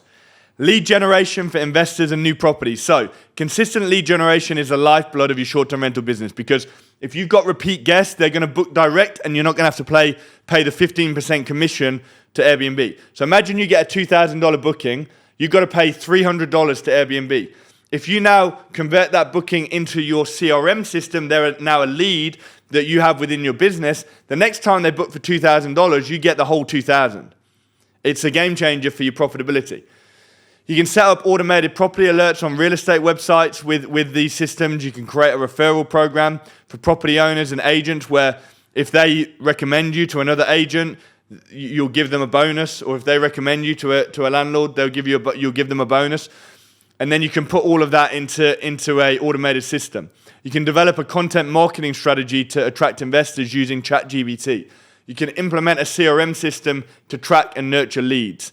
If you have a steady stream of leads, it means you're going to be able to grow your business, okay? Website and SEO optimization, okay? Your website is going to be the first impression for people booking your property directly through your own website, and investors or landlords who are looking to work with you on either investing into your business or for you to take on their property, okay?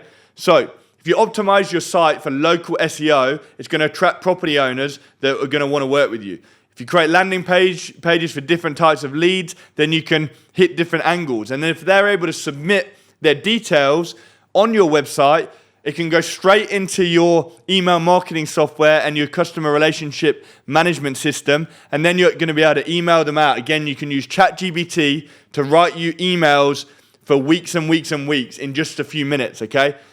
And then you can implement tracking to understand the site visitors that are coming into your website. So you can use Google Analytics to understand the traffic that you're getting through the website. The thing about all of these elements is these will run 24/7 even while you're sleeping, so that you're attracting guests into your properties and investors and landlords towards your business. The next big area is building co-sourcing networks, okay? Airbnb sourcer is someone that specializes in finding Airbnb properties for rent to rent, okay? And if you have meetings with people that can go out there and find Airbnb properties for you, you're extending your reach and you're extending the amount of opportunities that can come your way. So join online forums, go to local network real estate events, create a structured referral program for other short-term rental operators, and you could even host your own meetups or webinars to position yourself as an industry leader as you get more experience. Remember, a rising tide lifts all of the boats. By helping others, you're also going to help yourself. Okay. Pipeline and lead data collection. Data is king in the world of short-term rentals. So here's how to make it work for you. Implement a robust CRM system after every guest books so you can track all your leads and interactions. And then set up automated follow-up sequences. Now, look, I can't go into detail on all of this and train you how to do this, but there's tutorial videos on YouTube for all of the things that I'm talking about, okay? Use data analytics to identify your most profitable lead sources so you can dial into those sources even more, and regularly review and refine your processes based on the data. With the right data at your fingertips, you can make informed decisions that are going to drive growth. All right. Vetting and security processes.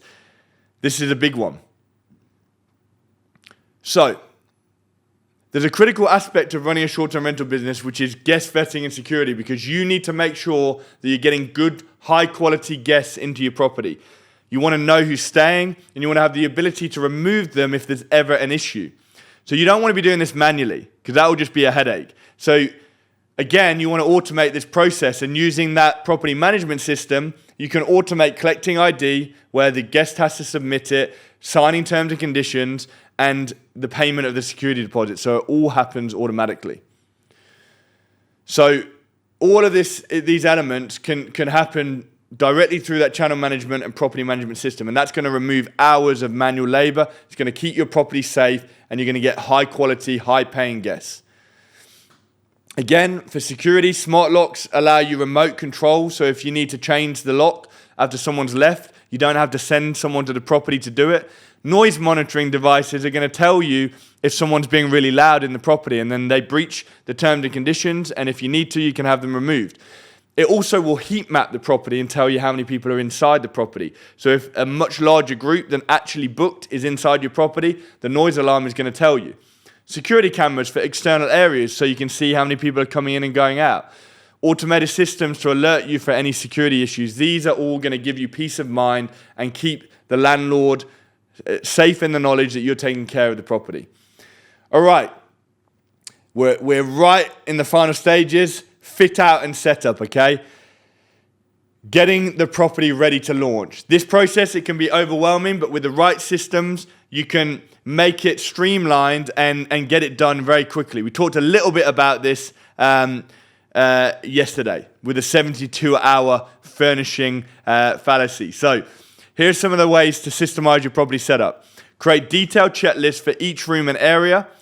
Develop a standard inventory list for all of your properties so you know what you need to have in each property. Then build relationship with suppliers, IKEA and other suppliers, so you can get discounts for your orders. And then you can also get specialized companies that will come, deliver your furniture, and build the furniture so that you don't have to build it, okay? By systemizing this process, you can launch properties quickly, you can sign on your lease, and within 3 days, you can be up and running so you can maximize bookings on the property. So that's it, guys. Now it's free gift time, okay? DM me on Instagram. The link's going to go in the chat. DM me, James E. Murphy, and you will receive the landlord script and a whole guide on pitching to landlords. And on top of that, you're going to get this sheet. And this sheet has a suite of several documents, a rental tracker spreadsheet, a content planner, and a welcome book template. So, 4 key tools that you can implement into your business. All you got to do is DM me the word systems. Now remember, there's a delay on this, okay? It may not come to you instantly. It might come to you in a period of time because we want to keep you focused on the webinar here and now. But you will get that free gift. And so go ahead, jump over to Instagram and grab a hold of that free gift. So, as Adolfo and Sebastian join me, I'm just going to recap the last 3 days as we finish up. On day 1, you learned how to spot $1 million short-term rental opportunity that 99% of people miss, and how to build a pipeline of profitable properties that will flow directly towards you. On day 2, you mastered the art of creative financing, zero money down, unlocking strategies to fund your short-term rental empire with little to no money out of pocket. You now have the power to secure properties today that others can only dream of, far out into the future. This is a game-changing set of teaching on day 2. And day 3, you arm yourself with strategies to approach landlords. This is what we learned today. Close deals, get that contract signed and over the line, scale your short-term rental business to multiple 6 figures. So you now have the A to Z blueprint to go out and automate your business and build a thriving short-term rental empire. So, a lesson for you. You've got 2 paths that you can take. You can go the traditional route and buy properties and risk your capital with uncertain returns, or you can leverage our rapid rental replication system, use other people's properties, and start generating passive income. Well, that is the end of day 3. Hopefully you've enjoyed this challenge and got loads of value out of it, and now feel confident that you could potentially get this business started. Once again, if you'd like more help from our team, make sure you use the link to book a call with our consultants, and they can help you to understand the steps that you can take to really make sure that you do this right the first time and build a phenomenal high cash flow business. Furthermore, if you would like to stay more connected into everything that we're doing across our social networks, go over to Instagram. There's actually a broadcast channel on my main Instagram page, and you can join that broadcast channel, and I give constant updates on everything that I'm doing in the property space, in the Airbnb space, behind the scenes footage, and so follow along on the journey. We appreciate every single one of you, and we're looking forward to what you can achieve.